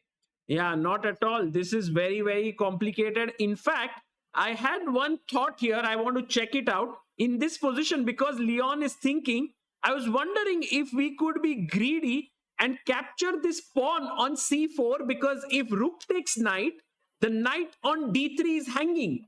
But said by, should we ask our viewers? Absolutely. I was going to say that this is a great question to ask the viewers. Can white play knight takes c4 in this position? Black to play, guys. What is the only move here for black to not get into trouble, but actually get a great position? And white is in trouble after this. Yes, ulta. Yeah, it's a complete opposite. Uno reverse here. Knight takes c4. What do you do? Black to play. There is a strong move here that black has. Go for it. It's tactics. Always try to look at these positions in terms of direct moves. Checks, captures, threat. If you eliminate that, then you will find the answer. There is no checks possible, obviously. Then there is captures. So the rook c4 we've already looked at. Yeah, if you take here, bishop takes, that's great Not for that good, yes. Great, because you're just a pawn up here for nothing, but any other capture possible in this position. Kinsho, could you explain to our viewers what is the best move here? So the best move here is, if I'm not mistaken, knight takes b2. Ooh, nice shot. Very sharp. The issue is that, of course, the queen is hanging, so knight has to take back, and then we have rook takes c3, which, well, doesn't really seem that good anymore for us. We completely lost the initiative, and also the rook is now completely on its track. Also, let's not forget the e4 pawn is under attack right now. You cannot touch the f pawn because the bishop on e3 is also attacked. It's like everything is falling apart for white here. Correct. So this can turn upside down really, really quickly. This is the benefit of playing such dynamic positions, I think, from the black side. So I even though the bar kind of favors white, I still like black's practical chances here. Let's see how Leon is able to navigate through these challenges. We have one last game in the challengers that we haven't seen yet. Pranesh versus Aryan Chopra, and Pranesh is currently looking very strong here. Sahaj bhai, maybe Aryan in big trouble, yeah? Ooh, that looks a bit dangerous. Yep, that c file, the bishop on d6, that knight coming to d4. Look at black's bishop. I mean, it's serving a really good purpose of blocking that c7 square, but at the same time, it's coming at the cost of, making the entire position passive. So, not looking great for Aryan Chopra here. I'm a bit sad about that. Yes. Sagar bhai, before we move on, I have a question for you and also for the viewers here as well. When we look at one-on-ones, like head-to-head matches amongst all of the players in the challenger section, there are only two players who have never played against each other. Can you guess who those players are? Wow. There are only two. Take a guess. I mean, is it this game that is happening? No? Actually, no. They have played, I think, let me just check. They have played twice. Twice against each other. Twice against each other. Both classical games, both draws. No results so far. However, it's Vaishali versus Indian has never happened. And it's so crazy because they are from the same state. Yeah. That has never happened before. And the second one is Harika versus Diptayan. And it's also very surprising to me because both of them are experienced players. Playing chess since many, many years. Yeah, they've never played each other before. Right. So some fresh battles happening because we are here in Chennai. And I must say, this is an amazing, amazing opportunity for the young Indian talents. Like there is a Masters section where we have some great players coming outside from the country as well. But you always want to have this new opportunity that is being created for all these young 2600, 2550 players and the challengers section is doing just that. And Kinshu, the one who wins gets to go into the Masters section, which is, I think, life-changing in a way. It's a huge opportunity and a huge motivation as well for all of the players to, I mean, of course they take it seriously, but to put that even more extra effort to be able to play next year in the Masters section. I mean, playing among the huge names must be like, like a huge motivation. Absolutely, and for Pranav, I think it is the same. Yeah, Pranav. Pranav V. I think Last year he won it. Yeah, he's in the same situation right now because and now he gets to play against the best players of the world.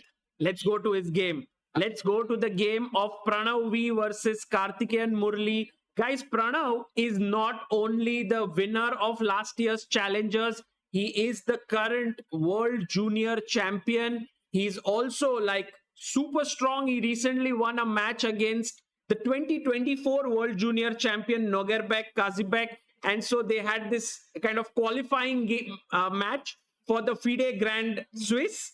And Pranav actually got the wildcard spot because of winning the match. So Pranav is doing really well right now.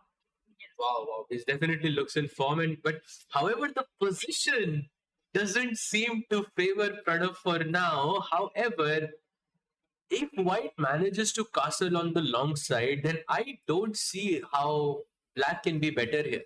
But then just the A pawn runs down. Push A4. That way you have no sacrifices, no problems. Because my knight on D2 does a wonderful job of defending the B3 pawn.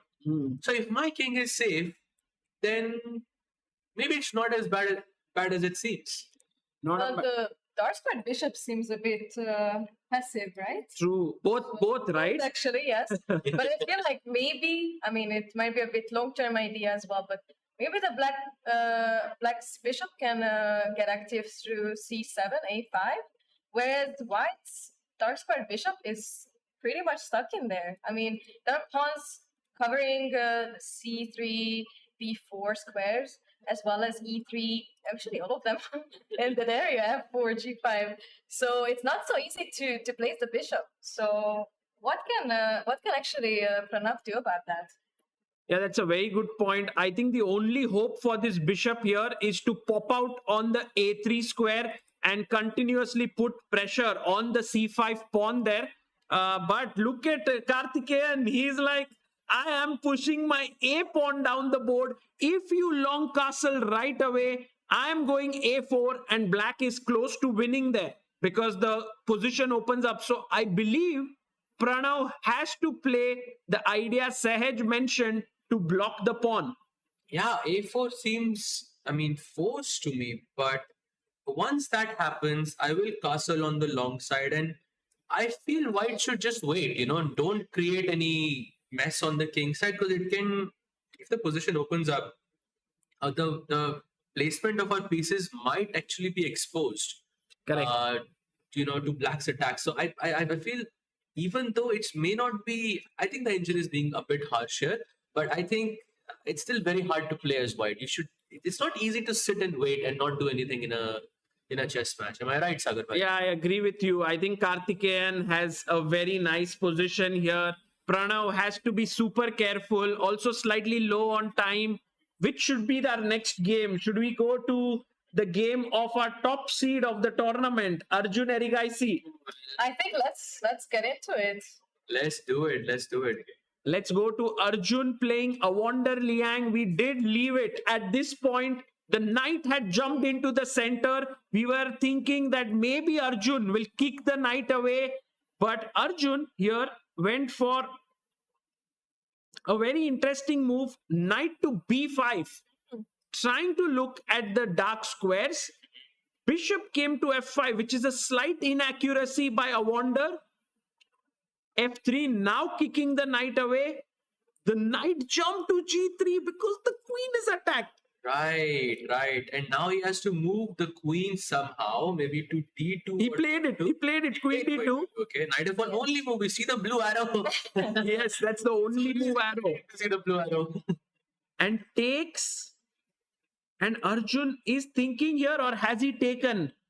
So apparently he has to take back with the king, because if he takes with the rook, then the pawn on e5 falls. Right. And somehow when the king takes on f1, you see there is another imbalance created in the position. This is why Arjun, I feel, is a master of imbalances. Takes it with the king immediately, Arjun. So what's the imbalance here? So you have opposite colored bishops, right? Uh-huh. That always favors the player who's creating the attack, because it's almost like you're attacking with an extra piece, because your opponent's bishop cannot control the same squares. So I feel this looks quite good for Arjun. And as far as the pawn is concerned, that pawn on b6 and b7, it's not necessarily doing anything at the moment. They are doubled, they are backwards, they are stuck, so they are not really any worry for us, at least for the next 10 moves. I feel like we are fine from Arjun's side. I think the person I chose, I think is looking good in the first game. Kincho Sahaj, I must say that what Arjun is doing here is very special, because the opening started with an even position. Awonder was playing great moves, holding the balance. But just like always, Arjun is able to weave his magic here. Sahaj just explained how this position looks better for white. I just am so surprised that Arjun is able to create this magic every single time. Definitely. I mean, I feel like he's basically master of these positions, or a master at creating these small differences and making it at some point. All of the small ones are adding up, and then at some point it's just gonna end up exploding. Absolutely. So I feel like this is always what he's going for, what he's really good at. And I'm thinking, most of the times his opponents are not making any huge mistakes, but all of the small little things are adding up, and at some point it's just gonna explode. So I'm feeling like something like this can happen in this game as well. I agree. And now there has to be that that name factor, because if you play against, I mean, I've felt it myself, when you play against an elite player, and they are known for something, and they do the exact same thing against you, it has an effect on you. That definitely has to play a role, I feel. And secondly, I think he's a master calculator as well. He can, I would say, one of the best calculators in the world right now. Correct. So that has to play for something for Arjun. And already from nothing, he just managed to create a good position yet again. I like your point, actually, what you mentioned, that when two players face off against each other, it's not just the position on the board, but also this psychological pressure. I've seen this often happening when Magnus plays against someone.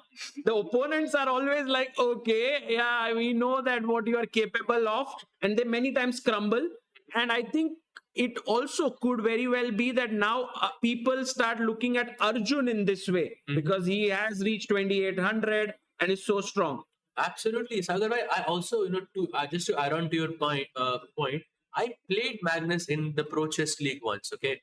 And at one moment, there was a knight taking a rook, and I didn't see it. Yeah, because of the pressure, right? Because of the pressure, because someone like Magnus is not going to miss that.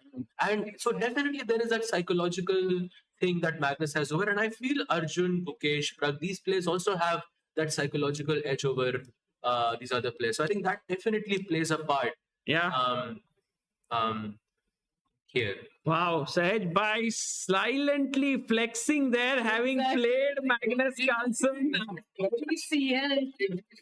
I got crushed very badly, and I'm not proud of that game. But come on, playing Magnus in itself is a great thing, no? The fact that I was this close to taking the rook, I would be an exchange up, and I would have a good chance, and that chance is never going to come again. No, it will. Why are you saying it won't come again? Come on, you will get to play him again someday. Yeah, maybe. Really? Get your revenge at some point. Meanwhile, guys, moving on from this one where Arjun looks really, really good, we have Vidit versus Jordan, where Vidit seems to have kind of got his act together and made certain moves, especially getting his king to safety. He's castled it out. Let's just go through the last few moves. We did leave it at pawn to h5. and then pawn takes pawn, and here knight takes pawn, knight takes knight, pawn takes, and Vidit has castled here. Very important to mention the time again. Vidit Oh is down God. 30 minutes or 31 minutes, but He 30 may have minutes on the clock. gotten his act together on the board, but on the clock, it is very, very, very scary. Black is pushing h4, black is pushing h3, and once again, your king is super unsafe in this position, and you're gonna think more. You're gonna think more, and let's not. There is no 40 move rule here. There is no additional time added to the play. So Really? there is no additional time. There's no move after move 40, 30 That's minutes. what I was told yesterday. Yes, there is no additional Okay, guys, I just 4 minutes. That's I it. was of this impression that there is 30 minutes after move 40. We will get it confirmed from our director, because if there is no 30 minutes after move 40, then Vidit is in huge trouble here.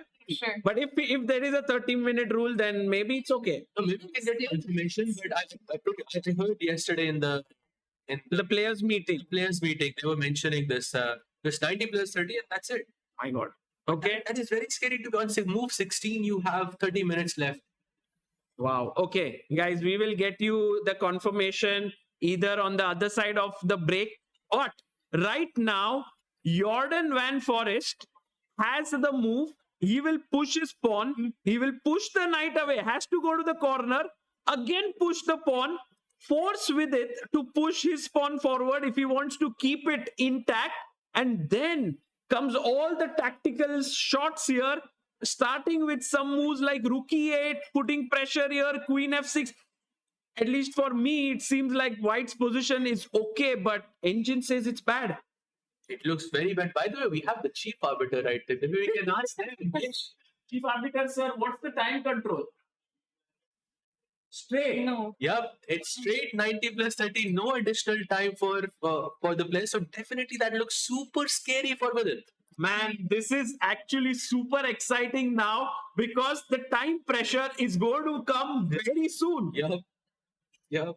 And we won't have to wait for too long to see some action on the board, especially with h4 coming soon. So it's gonna become quite dangerous. I mean, I really, really don't like the position after g3. It just seems so pressuring for White. But there is also a question here. After h4, my brain immediately asked, why not bishop g5?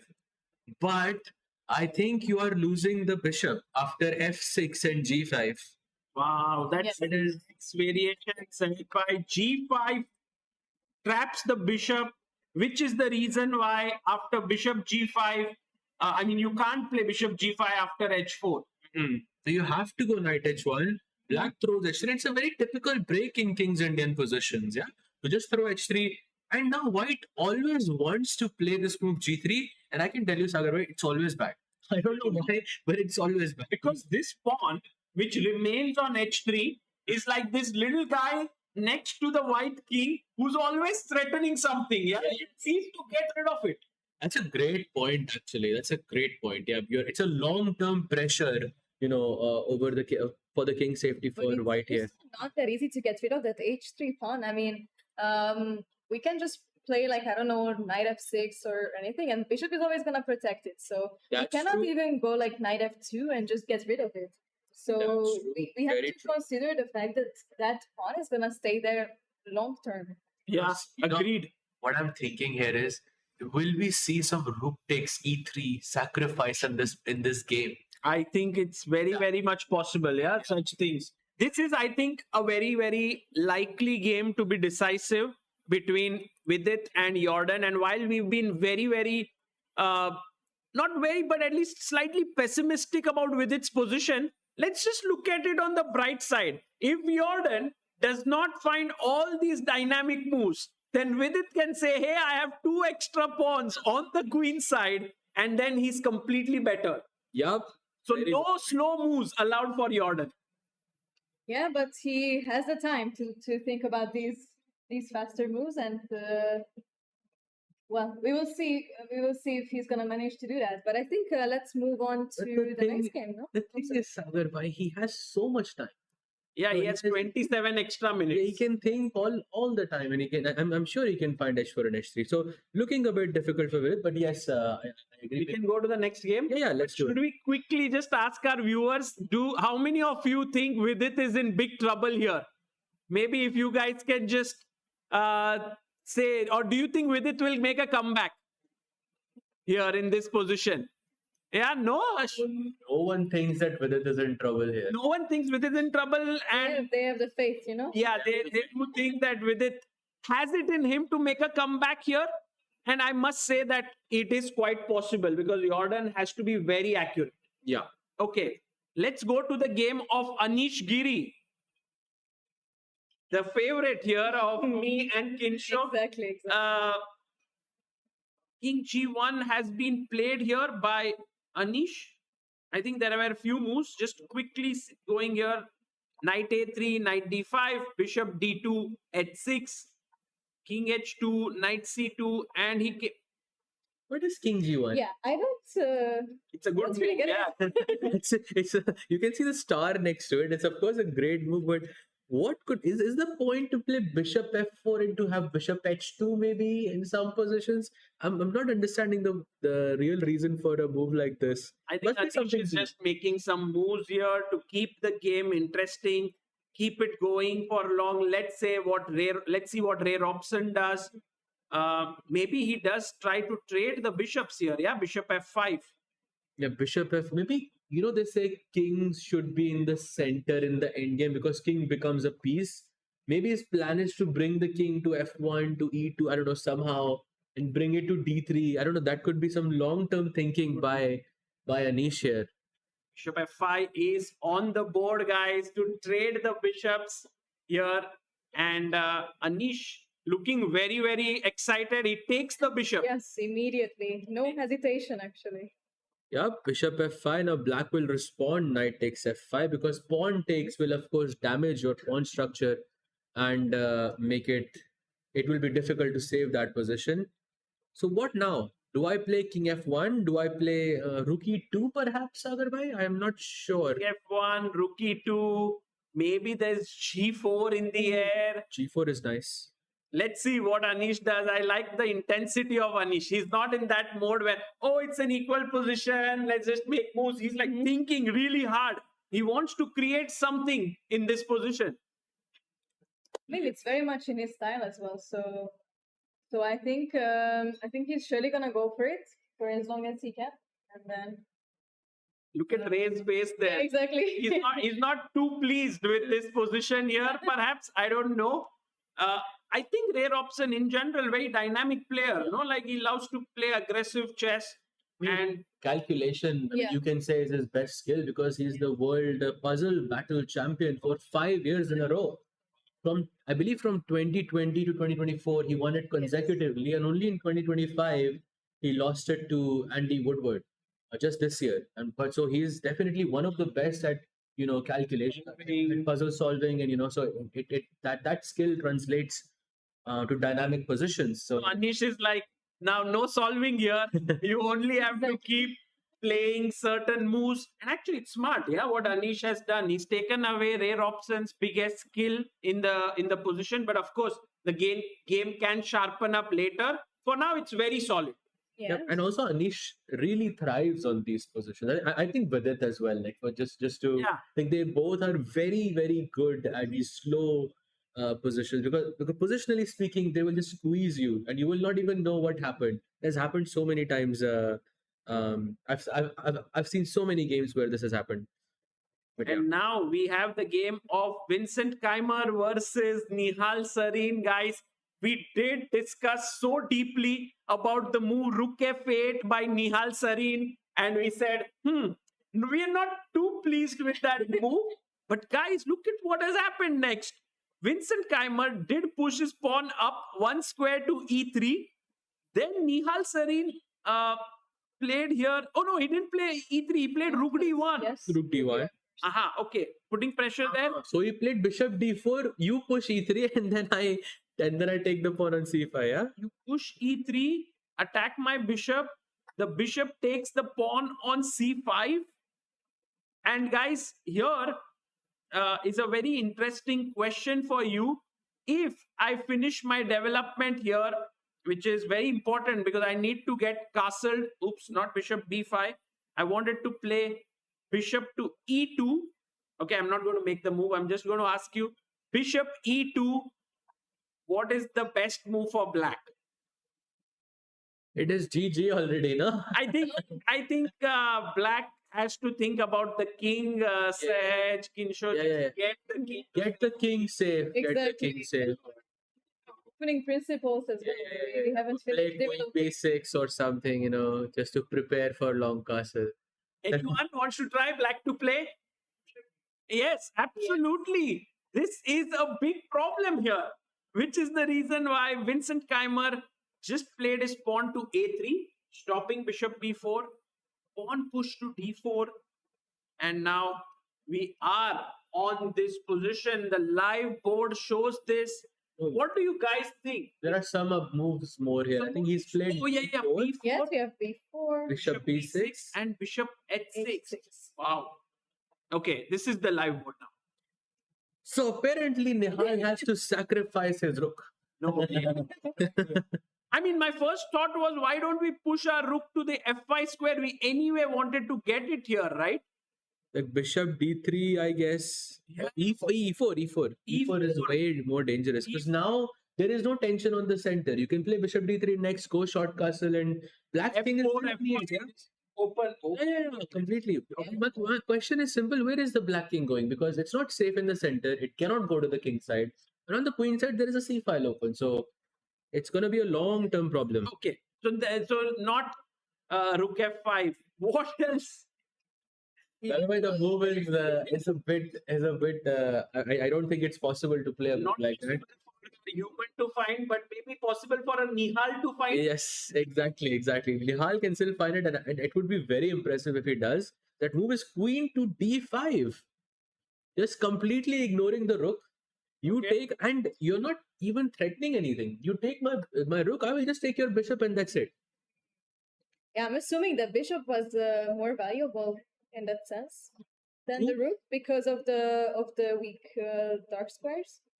True, very true. And also, that's the only piece that is active in white's position. Yeah, the other pieces, that bishop, the rook, are not doing anything at the moment. They're still in their original squares. Yeah, I think with this already position that we have the live board where Nihal has to make a decision. We can see Nihal on our screen. He is looking elsewhere, sometimes at the board, sometimes away. I don't know how he's feeling right now, but not so comfortable. Definitely, we can see that Vincent is completely, locked in, just focusing on a position. Probably, he feels that this is like a choice that has to be made, and it's very much gonna impact the game.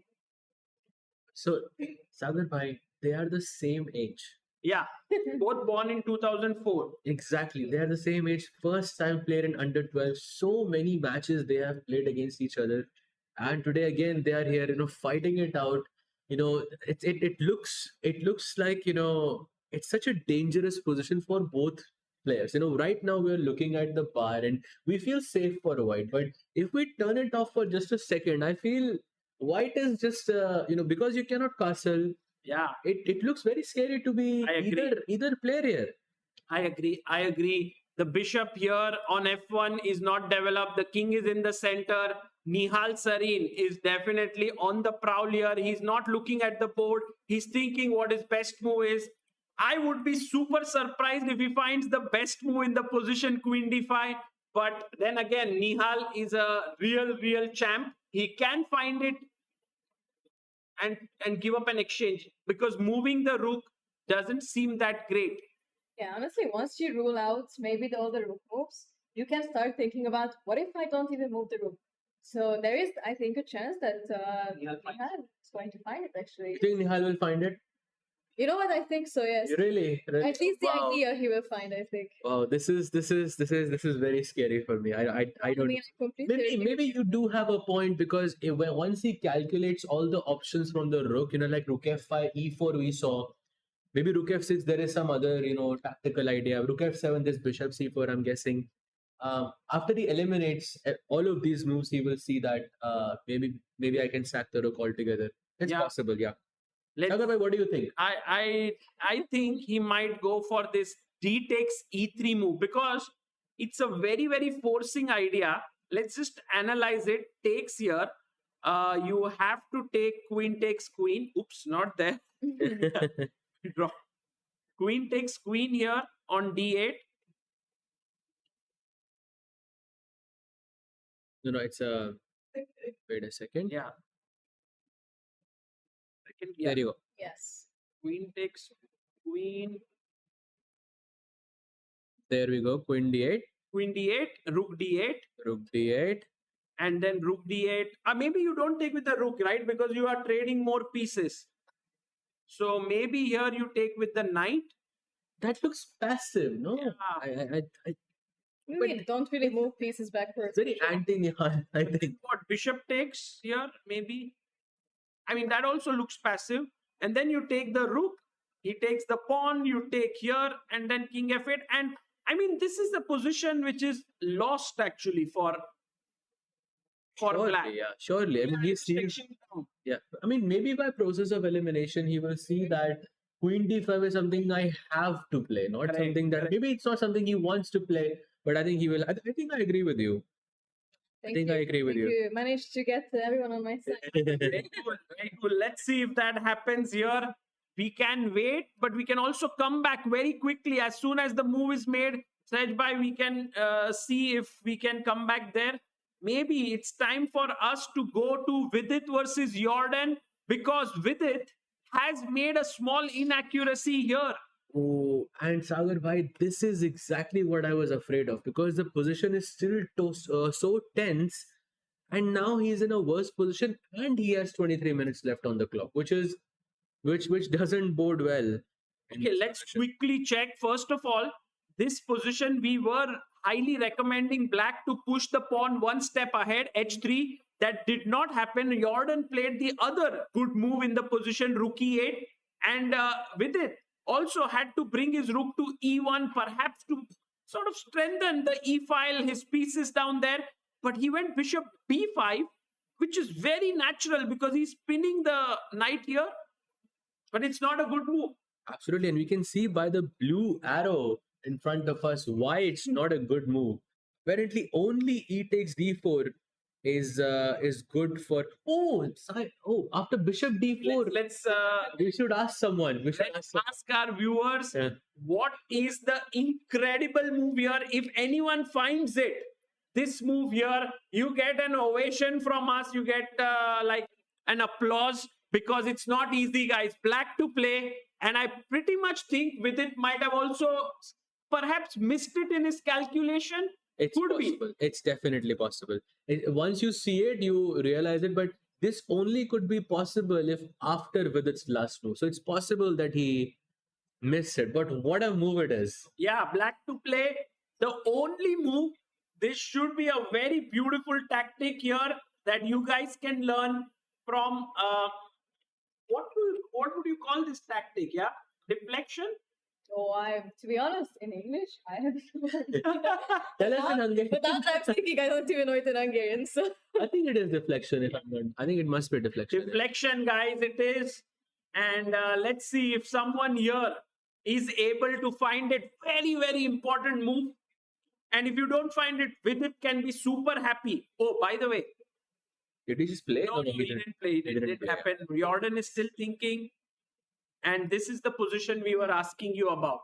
I'm just thinking. I'm just looking at the players to see if they're looking on the the corner of the board to see if they see the move. But it is very, very dangerous for both players. I don't think Vidit would have missed it now, right? Even if he missed it in the previous move, he would have rechecked his lines. Of course not. He will not fall into it. Yeah. But it's possible to go into a wrong position because of it. Right. So that's Very well said. it's not that easy to find, actually. I mean, if you guys didn't tell me that, there is something going on, I honestly would have It just looks- said it looks natural. Oh, he takes ED4 and now. Do you think Vidit will take this? I mean, he has to not play this move. He has to move his bishop away. But just for our viewers, if you would like to reveal the answer here, black to play. So I'm really hoping that it's Queen A5. Yes, Hey, let's go. that's the move. Very nice. Queen A5. Fantastic move. Deflecting the defender of the bishop. If you take the queen, Then bishop takes bishop check, Oh, that's and very then nice. That first you pick, take the yes. queen. intermezzo, and you lose a piece.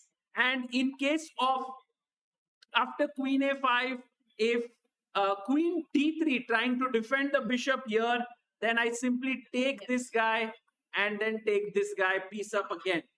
So what a crazy tactic it was, and it's so easy to fall into it as well. And I think Vidit is still thinking after he takes d4. So maybe he's rechecking these lines, maybe he sees it, and now he's thinking, okay, what is my plan B? Yeah, I mean, if Vidit doesn't sees it now, and you can guys closely look at his video, he could be shaking his head slightly. He could be a little bit unhappy here with his position, or maybe he planned it all along and he'll just play bishop h6.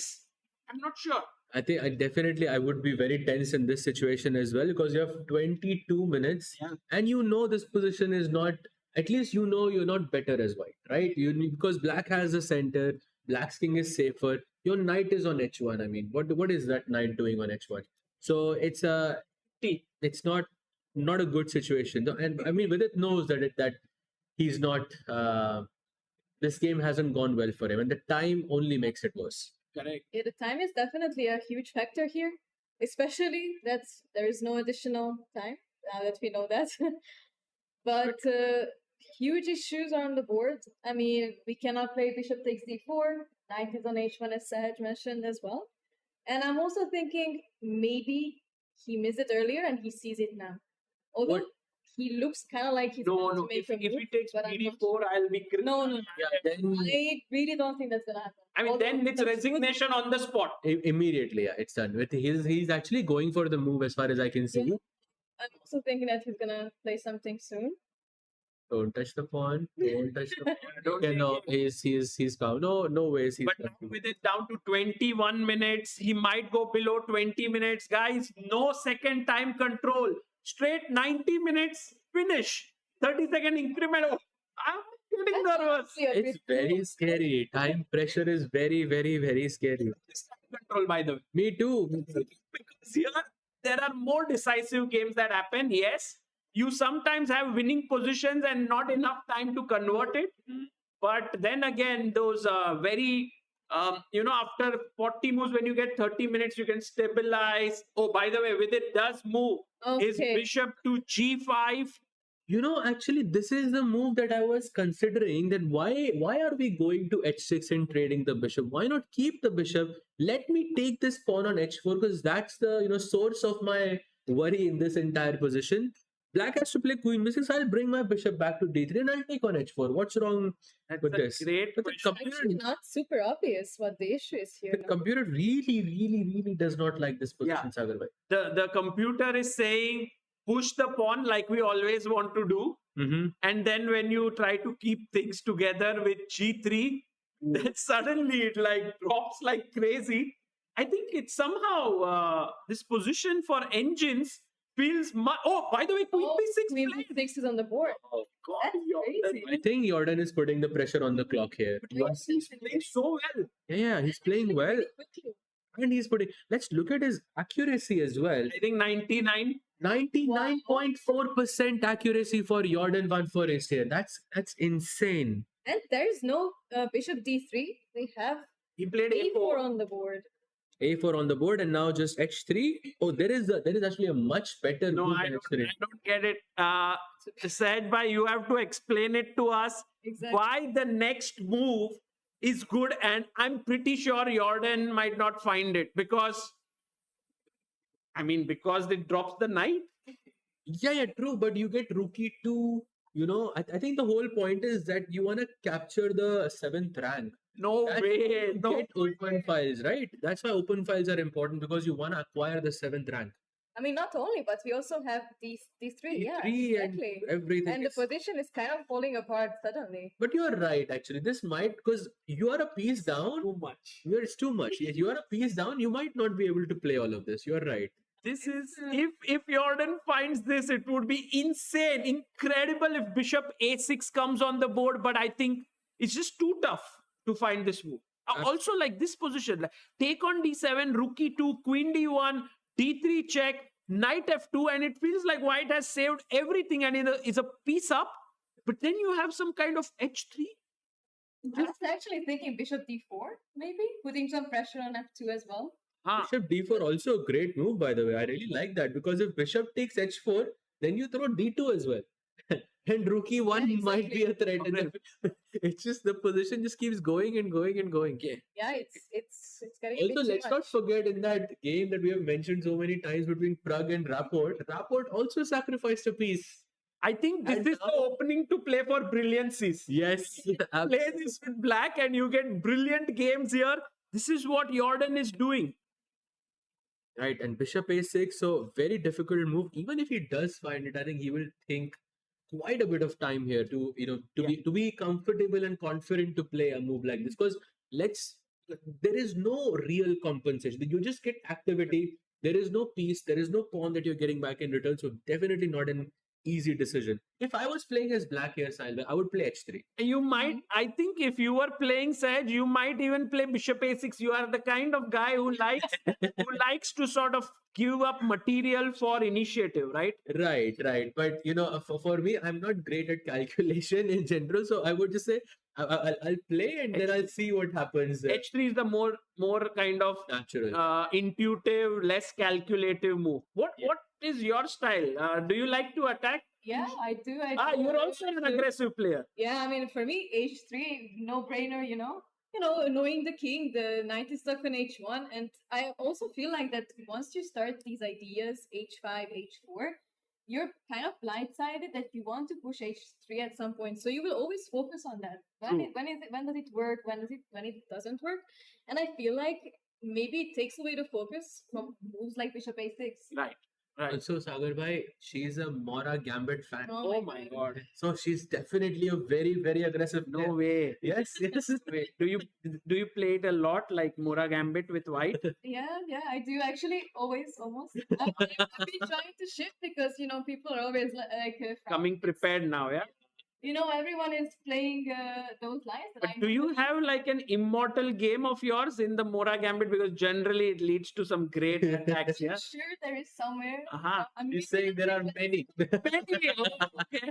Would love to see some one or two Kinsho in during the next 10 days. Okay, A4 here. While Vidit thinks now, while Jordan thinks now, we can. Which game? Sagar Bhai, we should jump to Vincent versus Nihal because your prediction came true. Wow. You were right he in took saying that he's not going to Completely, play actually. and he's lost now. This is exactly the line you showed us like 10 minutes ago. But he took on D8 with the knight, Yes. and then came a check.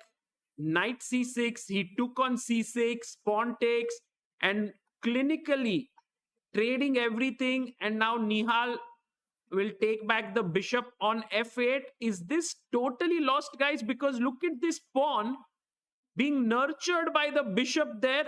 Maybe Nihal has some practical chances. I am honestly, personally, not so sure about it because I feel like the rooks are there, the king is in the area as well. The bishop doesn't cover F1 either. So it can always protect F2, but it's difficult to make progress in promoting the pawn. So maybe in some certain situations, I think it can work out. But right now, it doesn't seem like it, in my opinion. I don't know what you guys think about it. I think you are so right that this pawn is not so dangerous. And the second part is there's just no way to save the pawn on C6. It's gone. Absolutely. And also this rook on 8 is, if that rook was a bit more active, let's say on D5 or maybe even D8, I'll take that. Because then you have rook D5, rook E5 check, some problems. But I think you're just not in time to get the rook active. So for example, if I play rook D8 here, Sagar Bhai, I'm just going to play rook D1. I won't take the pawn. You I won't will even just play take this. No, I don't need that. I'm not. We shouldn't be greedy in this situation. Yes. You are very simple. Trade the rooks, and then the rook will outwit the bishop. Exactly. And then you take the c6 pawn, you push the AB pawns, and I think white is basically just winning now. Okay, and Vincent finds the most accurate follow-up with rook c1, putting pressure on the c6 pawn. Guys, not looking good for Nihal Sarin. Actually, if you think about it, Vidit is in trouble against Jordan. Nihal is in trouble with Vincent. So not so easy for the Indian guys in round one. Absolutely. The only guy who seems to be doing well right now is Arjun. The who still top has seed. The top seed, yes. Oh, look at this last move. G4. Oh, wow. So we did leave the position after king f1. Awonder brought his rook up to e6, rook d1, queen h4, and Arjun goes g4, sacrificing his pawn on h3 with a check. So if I take the pawn on h3, surely I'm not trading the queens, right? No way, then you are like 2 pawns down because Yeah. you are already a pawn down. Exactly. So I play king f2, and now I have this threat of rook h1 as well, which traps your queen on top of the the bishop that is hanging on f5. Oh, he took the pawn. He took the pawn. The game is getting wow. sharp. Guys, very important moment. King takes, king f2 will be played. This is in such positions I have full faith in Arjun because he thrives in such- Craziness. Didn't Yeah, actually yeah, what yeah, we mentioned earlier also, like, okay, computer shows equal, but at some point the position will just explode. So this is exactly what we talked about, like, Yeah. I don't know, 20 minutes ago or so. Right. And do you think now after king f2, because this is a big threat, black's only resource is to take the pawn, pawn takes, and then queen takes pawn, and we reach a position where Arjun has given up 4 pawns for a piece. But I have knight c7 also. Oh, you are winning with, oh my god, you have a 4. that's I have a Right. full rook. Oh wait, rook f8. I cannot take the rook on e6 because of f takes e6. Oh, that's very deep. I don't know if That's this getting move really crazy right now. is easy because if you take the rook, it opens. Wow. Oh my goodness. This is very, very, very difficult. Okay, but if Liang has sacrificed the bishop, he has seen it. I think he would have seen it. I don't know. That by king f2 is on the board. Arjun has played it. Now the only move for Awonder Liang is to sacrifice the bishop. If he doesn't do it, Arjun is winning. Arjun is basically winning. I mean, then if you don't sacrifice the bishop, then you lose the queen. Yes. So you have to sacrifice. Between a bishop and a queen, I'm choosing the bishop. So clearly Awonder has to take it. But then the calculation doesn't end there. We have these mysterious rook moves. Yep. I'm slowly starting to feel this and Jordan versus Vidit are the game of the day, like, so exciting. Yep, absolutely. Looking very, very okay. I still like Arjun's position more simply because I know he thrives Yeah. in such situations. So just doing a quick roundup of every game. Yes. Pranav is equal. Pranav versus Karthikeyan is equal. Vincent is basically winning. Now, is it safe to say that? Yes, Vincent should win against Nihal Sarin. And Anish versus Robson. Anish is putting that slight pressure. Anish is the one who's going to make sure that we don't grab our dinner early tonight. Yeah? he just will keep playing on and on. So it's equalish there. Equalish there, and then with it in some trouble against. Oh, by the way, he does find Bishop A6. Wow. What That's the a hell, brilliant guys? reaction. I am actually That's a brilliance. going crazy. Yeah, I'm just going crazy here. I don't know. I want Jordan here after the game. No Yes. matter what his result, if he wins, draws, loses, he should come here. Yes, I yes, mean, of the course. game that he's showing here is actually incredible. I mean, Bishop A6 is such a difficult find. And look at Vidit. He's like, okay, I'm going to chop the knight because what else? Yeah, if you are going to suffer with least- extra material. Also, some hesitation by Vidit there because he was going for the piece and then he went back again. He So- took it. Bishop d7, guys. Vidit Gujrathi is a piece up right now, but very likely going to be falling into a brilliancy today, a game that will be spoken about for many years to come. So in the same year, you have the same opening, same, you sacrificed a piece by black. All of this is, going in the same. I'm not going to category. play this samish Kings Indian with white. It used to be my weapon. Me, mine With too. white, yeah, now I'm scared. I will never play this again. This line looks so scary. And now Rookie 2 is coming in, D3 is coming in. Okay, but just let's look at it practically without engine. Do you think that for Jordan to convert this into win is simple, tough? How is it? I think it is easier because of the time. If we switch the times, let's say Vidit has 40 minutes and Jordan has 20 minutes, then I think it's difficult because it's about which player cracks first. And usually it's the person who that's under time pressure. So because it's a tense situation, right? For both players. One bad move can be very lethal for either side. And the person with less time is gonna crack first, I think at least. So I'm a bit worried for Vidit here. I think Jordan looks fantastic. I think that's a very good point, but that is also why Jordan went for this line. Of course, he's more comfortable because of the time, and he knows that Vidit has to think this through very, very deeply. But also, if you just think, if you just evaluate the position without any engines, just, practically, the H1 knight is so stuck there. It's completely out of the game. It has one square where it can go. We are taking the open file, the E open file, and we're capturing it with our rook. And it doesn't look so safe at all, especially because G2 is completely unprotected.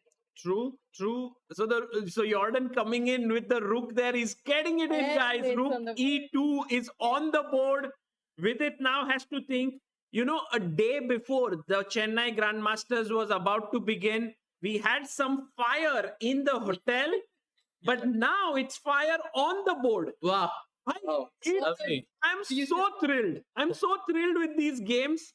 Really, I think kudos to the players to bring so much of fighting spirit right from day one. Yeah, and you can see, by the way, from their body language, with it just super focused. Jordan not even on the board. He knows the position is better for him. He got up. He went away. He's relaxed. It's also psychological pressure, I'm comfortable, I'm getting up, and he understands that Vidit is in a tough situation right now. So 99.5% accuracy by Jordan. Crazy. In a King's Indian, that is such a difficult thing to achieve. Super tough. Well played, Jordan, until now. But guys, the game is far from over. We had Gary Kasparov. Once I was listening to his video, he used to say there's always a unit of attack. It's not just pieces, but even pawns can be considered as units. So for example, after Queen D1, although black is a piece down, this D pawn which has come here can be considered like a piece. Yeah. It's so strong. So in that sense, it compensates.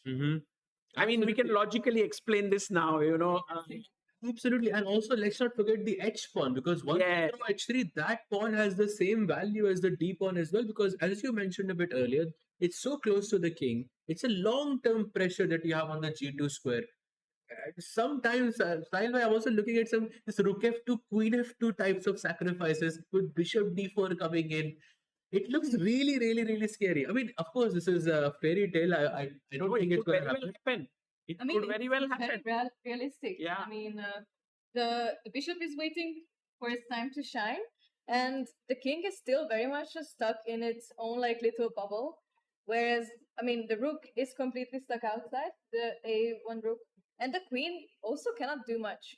So it's up to the rook, the F1 rook, the knight, and the bishops to defend somehow. But G2, for example, is not that easy to protect.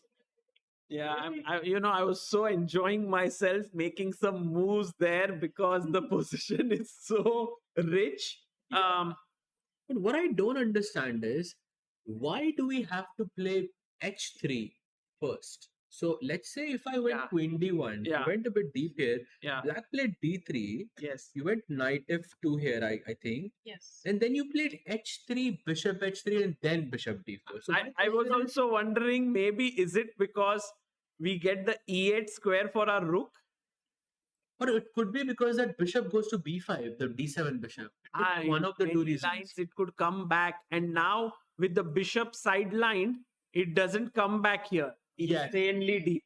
Insanely deep. So that's something Jordan would have to solve, which maybe he has already done so, but not an easy thing. Okay, guys, with it down to 17 minutes, 30 seconds, Jordan has 40 minutes on the clock. Very interesting and exciting position here. And I think this and Nihal Vincent are the two positions which are really having huge evaluation difference. Like one side is winning while the rest are closer to equality. Vidit about to make his move. Okay, there we go. Queen d1. I think it has to be played. You can't go queen f4 for sure, because then you lose queen b2 as well. Yeah, he goes for queen d1. D1 is See, now the pressure is on Vidit because he has to move fast. The moment you hit under 10 minutes in a position like this, you can collapse in just one move. Yeah. So queen d1 on the board. The black, the sort of annoying thing for Vidit here is that black doesn't need to be precise. Black has a plethora of options. Like you have rook. I see rook a7 as a move here in this position. What is that? 7 is like. What is rook a7? No way, yeah, rook a7. Rook a7 is actually one of the best moves in this position. Now it makes no sense to me, but it's still fine for black. Black still has a very, very big advantage here. So if I've actually now, I'm not even sure what Jordan can do. Yeah, after giving up this piece, he could find all sorts of moves on the board. And yeah, this is very intense right now. Would be very difficult to be in Vidit's shoes right now. He does play queen d1. He has Jordan. He's put Jordan to think now. 38 minutes. Should we quickly check Arjun versus Awonder? Because we did see after king f2, Awonder must give up his bishop. He is also thinking he's down to 18 minutes. Very similar positions like Vidit and Jordan here. But in this case, it is black who sacrifices the piece. Yeah? Correct. Here, I think still Arjun has a good chance because it's very easy to mess up from either side. But Liang, because he has 18 minutes on the clock, he will mess up. I mean, or he can mess up much easier. But also that rook f8 move that we saw a bit earlier, but takes. Yeah, can we show that move actually? Yeah, this so is, I think, g4. Bishop takes pawn. Pawn takes bishop. Queen takes. Knight c7. And now rook f8, which is ridiculous to find over the board, right? Because if you go knight e6 and f e6, and now you see the point of why you played rook f8. It opens up the f file. See, now it's okay to touch the golden pawn, Sagar bhai. Now you have to. True, but you have to be so alert in chess. You have to, and when you're facing a player like Arjun who is playing confidently, it's easy to miss such opportunities in the game. Yeah, because you wouldn't even think that these players would be missing such not obvious things, but such things. Yeah. And if your brain just completely shuts these out. You might even, recalculate your lines, and that can be difficult. Oh, he plays bishop e4. A mistake here by Awonder, but what a move. Sagar bhai, I have to say you are 100% right about this, that he's not going to play bishop takes g4 here. But I didn't even realize he played. But I guess that's the only other move to avoid queen trap. Exactly. He sacked the piece in a different way. Yeah? Bishop e4. But now Arjun suddenly is close to winning, I would say. Yeah, but I'm not sure actually what's the idea. So what if just f takes? Yeah, he has to take. And then d takes? Queen g4? Queen g4 is possible or no? Take the pawn. Oh, sorry, ed5 is hanging. Yeah, there is a double attack here. You actually have to take back on e4. So you have to take back, threatening to give a check. And then I take here the pawn because pawn is a pawn. Mm-hmm. Why did he choose this over bishop takes g4? Because here in the previous position he was getting an extra pawn. Yeah. Maybe there's something that was bugging him with here and this fork. And he didn't find the move rook f8. Actually possible. Could be, yes. So that's why he said, let me do this bishop e4 business. Because after take, now there is no knight c7 because of a check here. king goes back and rook moves in to checkmate on g4. So maybe that was his reason for going for this. But actually, he's got himself into a worse situation now. Yeah, looks like Liang is in some trouble. Also, half an hour difference between these two players. Remember, no additional time. Yeah. Some So trouble is an understatement Yeah. here. Yeah, it's big trouble now. Oh, yes. playing against Arjun definitely is a big trouble here. I would not want to face Arjun in a situation But like this for also in sure. such low time. Yeah. It's not so easy, especially after rook takes c4. After all the trades, I'm not sure what to do. Yeah, exactly. It's like, let's just once again look at this position. Pawn takes pawn, rook takes pawn. And now with the queen here, maybe we chop off this pawn and say that, hey, I have 3 pawns for a piece. But then Yeah, maybe, but those two pawns are on b6 and b7. Also the piece activity is just not there. Black is basically playing without a rook right now. yeah. That rook on 8 has also no active squares either. Even if you put it on e8, I still have knight c7 ideas. So I think he's in trouble. By the way, Sagar bhai, I think we should really take a quick look at Pranav versus Karthikeyan. because Yeah, is there some movement there? What? Look at that king. What happened here? Wow, Pranav versus. By the way, Arjun has taken the piece here. But going to Karthikeyan versus So Pranav. I think it was move 20, I feel. Move 20, if we can just go there, just to see the king march. So sorry, a bit earlier than that. I think This let's king just went go from- back to like move. I think 16, where we 17. left it, yeah. Yeah, this is where we left it, and now the king somehow found its way to a6. Karthikeyan said, my king looks the safest on the a6 square. I'll play on the king side. But guys, now we have reached here. I don't know who's going to open up the king side first, black or white. Probably black, because white doesn't want to open up the position here.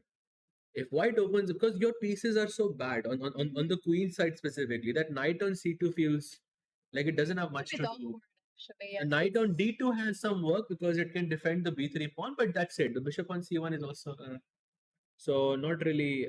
So I think it would be black. Look at this, by the way. Karthikeyan, I think, played his king or what to b6. No? Yeah. He's playing with his king here. Now, imagine a draw where black goes king b6, King white b6, king a6, king b6. yeah, king a2, king b1, king b6, king a6, like that. That would be a true grandmaster draw, I think, in this position. Yeah, let's figure out what will happen next. But yeah, this was I think the point which you wanted to show. The king is a little bit weirdly placed, but could very well be a stroke of genius there by Karthikeyan Murli. We could now, I think we have 3 games which are going in a decisive manner. There's one game which we were talking was very equal. Anish Giri versus Ray Robson. If we bring that up on the board, it's still even. It's still very equalish. Nothing much happening. And I might not be surprised if both the players could agree to a draw at some point. I don't know. They will play on. But I think black's chances are reducing here. White's chances are definitely. White's chances. Yeah, for sure. I'm trying to see where he is going to find a moment to break through. Maybe some b4 or c4 ideas in the future. But neither of those pawn pushes seem to favor white. So how do you improve? You can play g4, sure, but then what? I'll just move my knight to It's not d6. so easy to find anything here, because also the d4 square can become difficult. I mean, weak if we go for b4 pushes. So it's not so easy to find any breakthrough even. Yeah. Okay. This looks like a draw. Maybe we'll get to have our dinner a bit early. Let's see where this game takes us. Should we go back to Vidit versus Jordan? Let's do it. Queen d1 on the No board. move by Jordan yet, I guess. After Queen d1, he's still thinking. He's down to 30 minutes on the clock. Vidit has 17 minutes. Time will play a factor in this game. I'm pretty sure about it. For sure, for sure. 17 minutes is, I mean, I think the difference is not as much anymore, but still Black's next few moves are quite dangerous to me. Like D3, H3. As we said, Rook A7 for some reason is a very good move in this position. Yeah. What I'm thinking is that he's just trying to decide what plans to go for. Maybe he has like, I don't know, 3, 4, 2, 3 lines that he likes very much. And once he figures it out, he's also gonna become much quicker. So the time, I think, is still gonna be a big issue for It's a Vidit. great point because you think for, the first, let's say for 15, 20 minutes, then you blitz out the next 5 moves. And you don't want to show your hand immediately. You just blitz it out and then with it maybe gets in time pressure, like real time pressure below 10 minutes. So definitely possible. Okay, Vidit comes back on the board. He's feeling a bit more confident with Jordan taking so much time. But then again, Jordan is thinking about the best mail. I mean, for Jordan, it's a no-brainer to push the pawn and to bring the bishop. But then there are all these little nuances like the rook coming up, the pawn pushing forward, and to work it all out takes time, takes that effort. And I think Jordan is putting that in. It's only question is, can he believe in himself? He did believe in himself to find bishop a6, but then again, h3, rook a7, all these things are not easy. I still don't get the point of Rook A7. Okay, let's analyze a bit. To see Rook a7, attacking the bishop. Come back here, or Bishop B5, for Yes. example, this looks really logical. so coming back, and now I take your bishop. You Pawn take takes. back. Now my rook is hanging, so I give a check. Knight F2. Only move, right? Why am I not seeing this? And now rook takes rook. Okay, Queen takes. Bishop d4, as we analyzed, putting more pressure here. Bishop takes H4, defending the knight, makes a lot of sense. And now D3. What's your idea?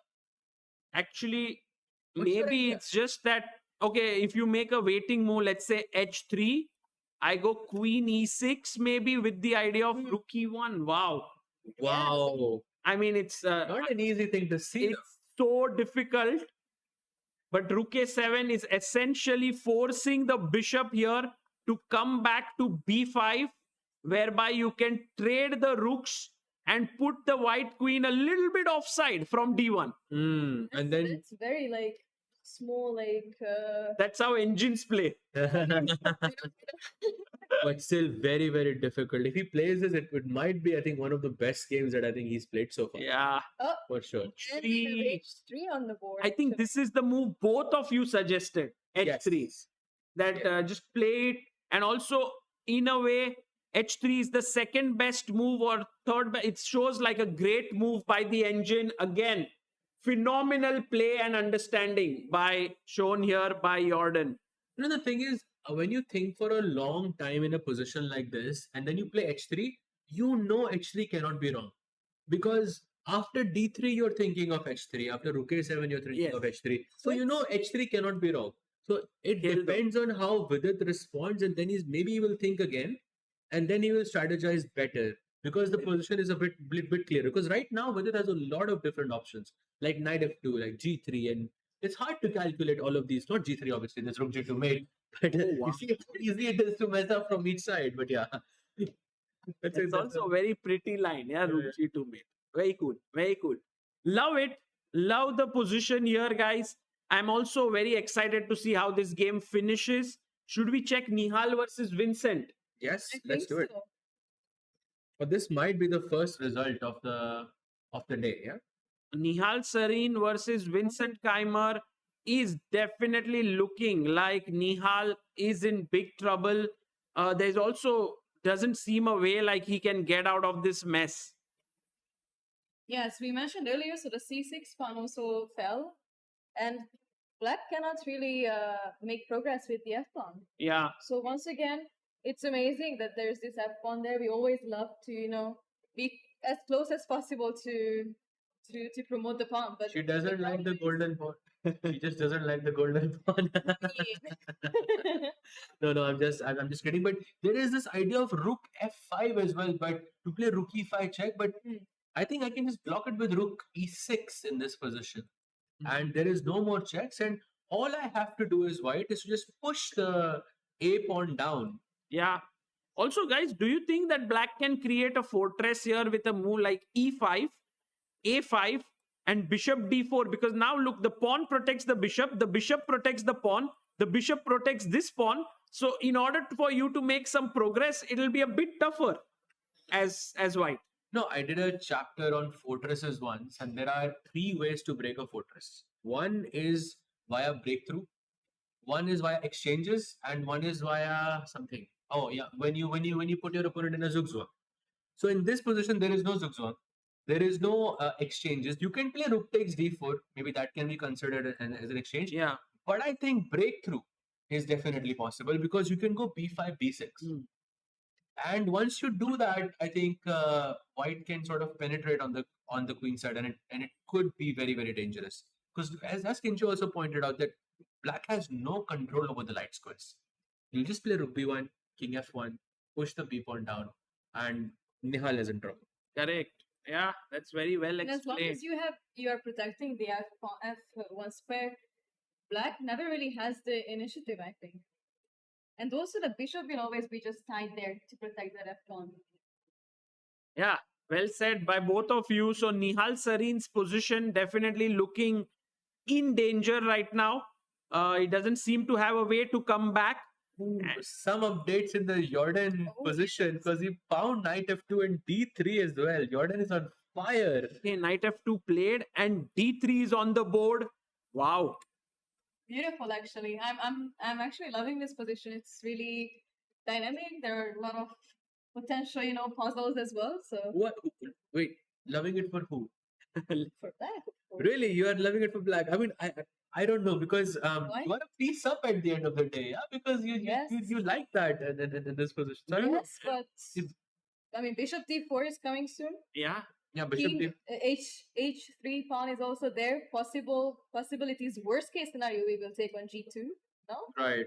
And So also, the king is completely unsafe there. also, if the bishop moves to h3, we have this rook e8 and some plans of rook e1 in the future as well. So, yeah, definitely not like this for white. I think that's completely correct here.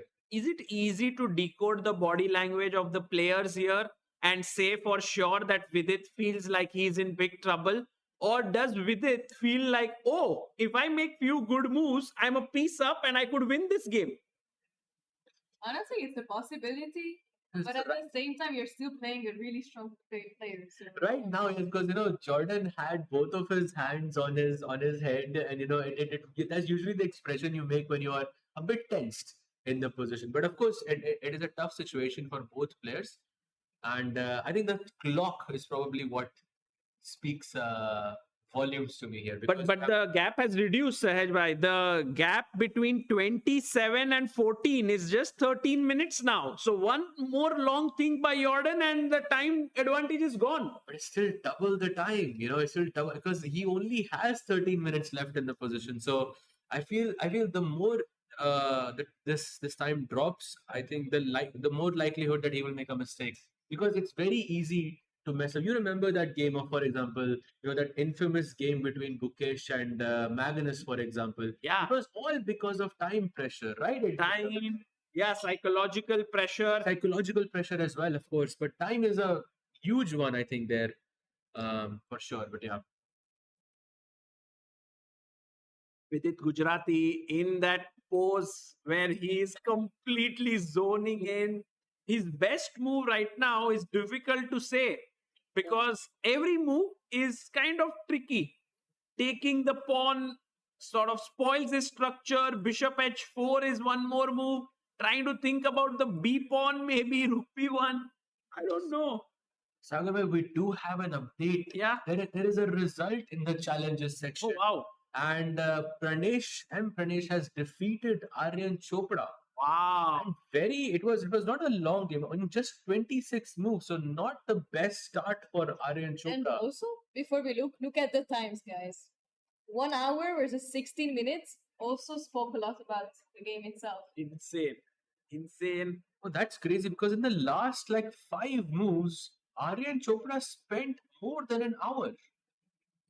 Did not go his way the game. And also the last position does not feel like, oh, it's all over, right? Like there is still some play left perhaps, but the way in which white pieces are dominating the position just shows that Aryan had absolutely no chances. So yeah, that's how it is in the challengers. First result of the Chennai Grand Masters is here. Absolutely. And also the queen is trapped in the center of the board. Oh, queen is You trapped. have rook c5 in the next move, and the queen has nowhere to go. That's probably why he resigned as well. Amazing. But yeah, Love it. we have a result already. Yeah, so that means that here Pranesh, the local boy, starts off with the win, and Leon Mendonça is doing really well against Harshvardhan GB. So Leon in the challengers has a better position. We were talking about Adiban against Abhimanyu Puranik. I think even that game, Adiban seems to have a great position, although to win it might not be so easy. He will definitely keep pressing in that position. Vaishali versus Inian is kind of equalish that we have here. I think maybe Vaishali has some chances because I know that when pawns are on both sides of the board, the bishop seems to be a slight favorite. So if you take rook d7, black takes rook knight d7, you take rook e4.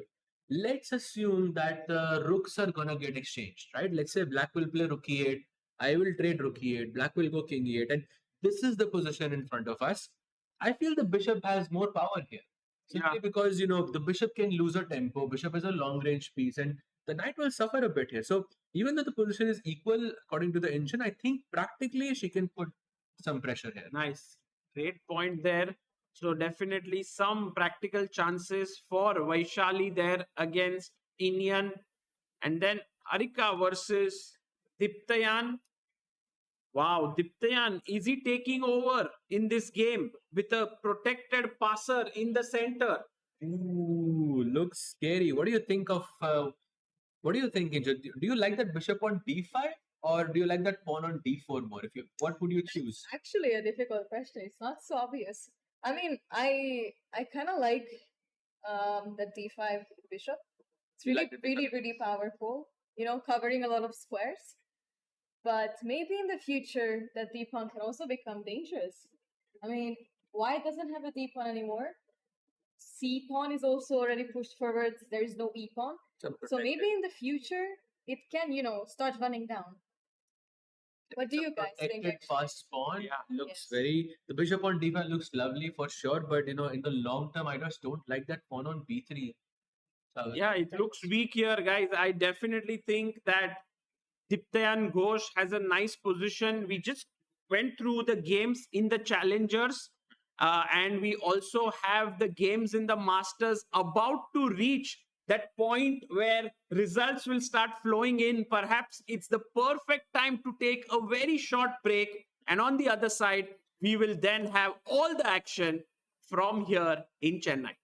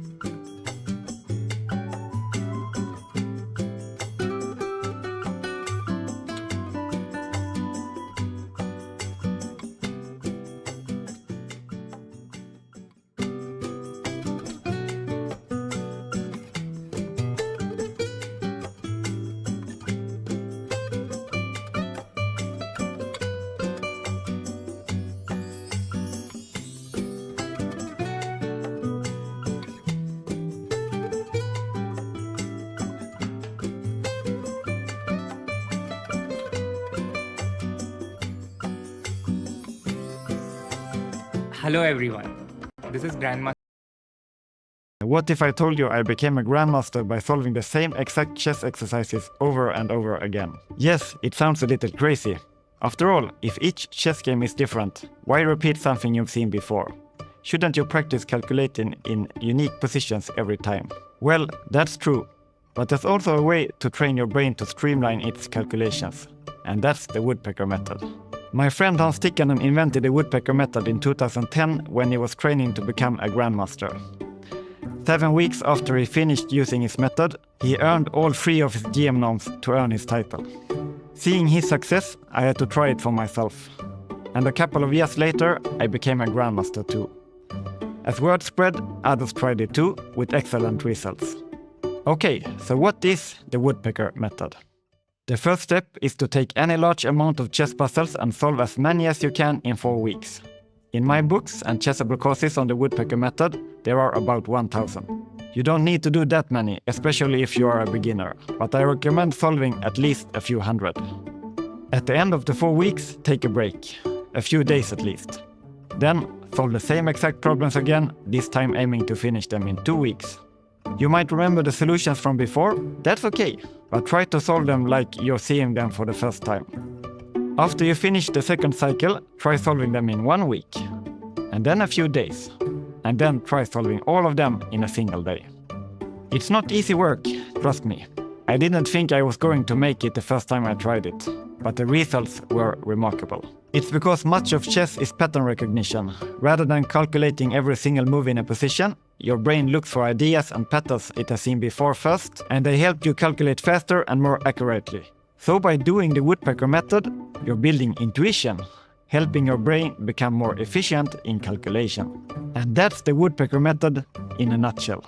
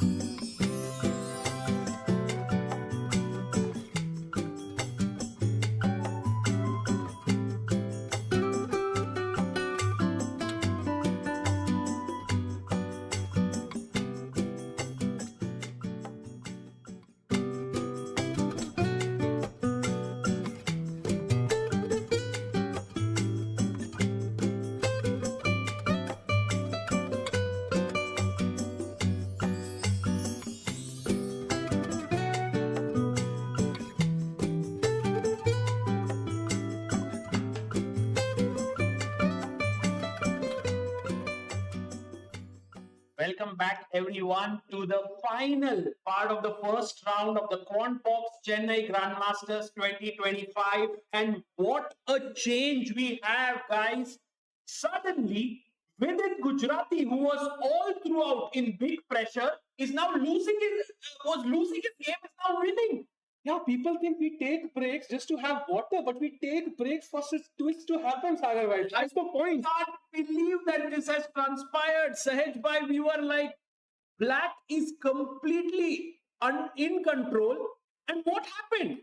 So basically, it was a completely winning, okay, not winning, but clearly better position for black. But he played G takes H3 and now Rook B2, just one move.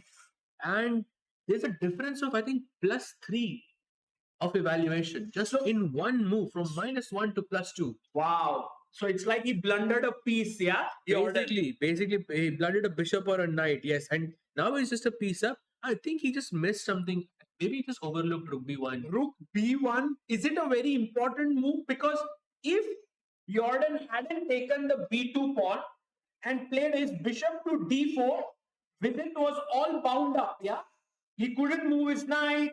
The rook would come, the black rook would later on come. D2 pawn was being pushed. But I don't know what happened to Jordan. He was absolutely non-materialistic throughout the game. And now suddenly he takes a pawn on B2. VD does not work against VD. Being greedy does not help at all. And Rook P1 was the only move, right, Sahil bhai? It was the only move, and I would say the battle has completely turned on its head. And now I think Jordan needs a blunder from Vidit because it is still possible. 7 minutes for Vidit Gujrathi. He has, 15 moves in the 40th move. And even then, he gets no extra time. So he has to finish the game with such limited time. He's playing on increments. So I wouldn't completely rule out Jordan just yet. Do we have that view where we can see the entire hall? Because I feel Vidit is not gone to the washroom or somewhere. He's lurking around somewhere. He's happy. He knows 7 minutes are enough. I would say he should go to the washroom right now because he will not get another chance because he's going to have to play moves very quickly. So one move ago, if it's the exact same situation, I don't think Vidit would be walking right now. Yeah. So that's how you know that Vidit knows it's a winning position. Correct. Vidit just has figured it out that this is winning for him. I must say kudos to Vidit for finding that one move, which I think was very critical. Pawn takes H3. Yeah. Because at that moment, it looks the most ugly move to break your structure. And he found it and actually made Jordan, Jordan thought, okay, now I need to play something like Rook B2 and he lost. It's a great point because if you played something like G3, you keep the pawn on H3 and that pressure on your king is forever there. Of course, you're making a compromise by taking the pawn on H3 because you're breaking your structure and all of that. And yeah, it was a nice practical decision by Vidit and Jordan fell for it. Yeah, he's fallen for this Rook takes B2, Rook B1 move, and now Vidit in the winning position. What about the game of Arjun Erigaisi? How is he doing? Actually, we're going to switch to Arjun's game. And the surprising thing is, it's day one of the Chennai Grand Masters. Often we say classical chess, it can be boring, can lead to draws. But out of 5 games so far, in 3 games, White is either completely winning or much, much better. So I think let's switch to Arjun's game with the king on F2. Who can say classical chess is boring, yeah? Yeah, I mean, Arjun, when he plays, he never ever goes for dull lines. I have hardly ever seen Arjun playing drawish chess. And here he has been rewarded for that by Awonder Liang making a blunder before we went for the break. And now it's completely, this move, bishop e4, takes, rook takes, and rook a e8. And here Arjun is doing very well. Do you think that Black has some chances here?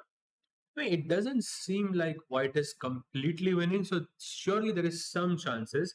I think that probably is, you can take either the g4 pawn or the e5 pawn. So right now I think I can go knight takes e5, capture everything, and I try to play for a draw because you have the knight in this position and there are I think you have some chances here to make a draw. I kind of get the feeling we might see a blunder from one side here. Because look at the time.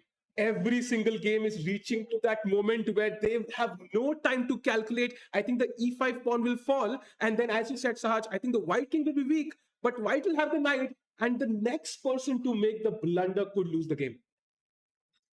Yeah. But do you think it's going to be Arjun? I really don't think so. Yeah, I really don't think so.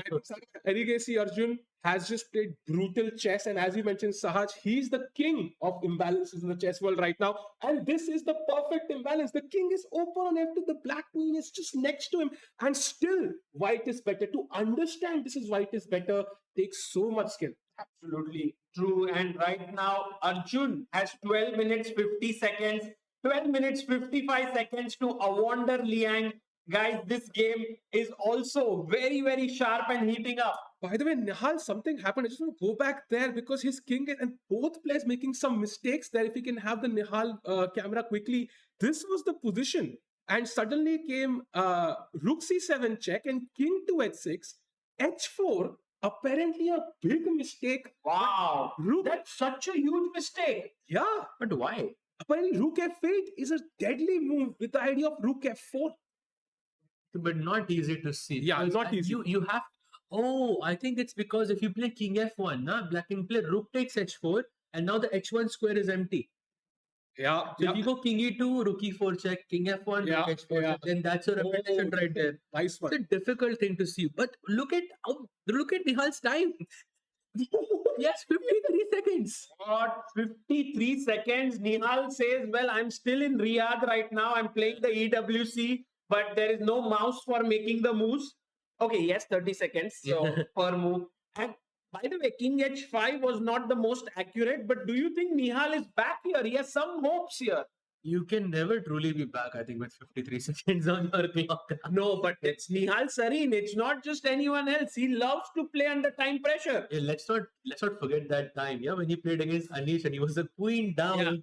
You were covering that event. Yeah, you were. I mean, how was that moment like for you? No, I think in general, what I realized after that game is that Nihal Sarin can never be written off just because he has less time. Yeah. Because he himself believes that he can find any sort of moves even if he has less time. And that is very important. By the way, even in the position, white has to be accurate. Rook to g7 is the only move that gives white the edge. Otherwise, Nihal, with his king advancing to that g2 pawn, could create some chances here. Wow. Look at Nihal's body language. Like, if I had 1 minute on my clock, I would be jumping on the table right now. No, but he's so calm. This is his format, right? This is what he was born for. He's prepared for this for the last 15 years.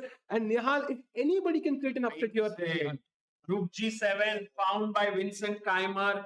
He is playing good chess here now. Rook takes g6 is hanging. What does Nihal Sarin do? Does he go rook b6 to defend that pawn? But then maybe a5, attacking that rook. A5 looks very, very dangerous. But the difficult thing is you have to play a move like king f5 here, which is not easy. And that too with 1 minute. Exactly. Otherwise, you lose the pawn on g6 and still you have to play king f5 anyway. So, Okay, Nihal, by the way, guys, we all are worried for his time. We just don't know if Nihal is worried or not. What will he do here?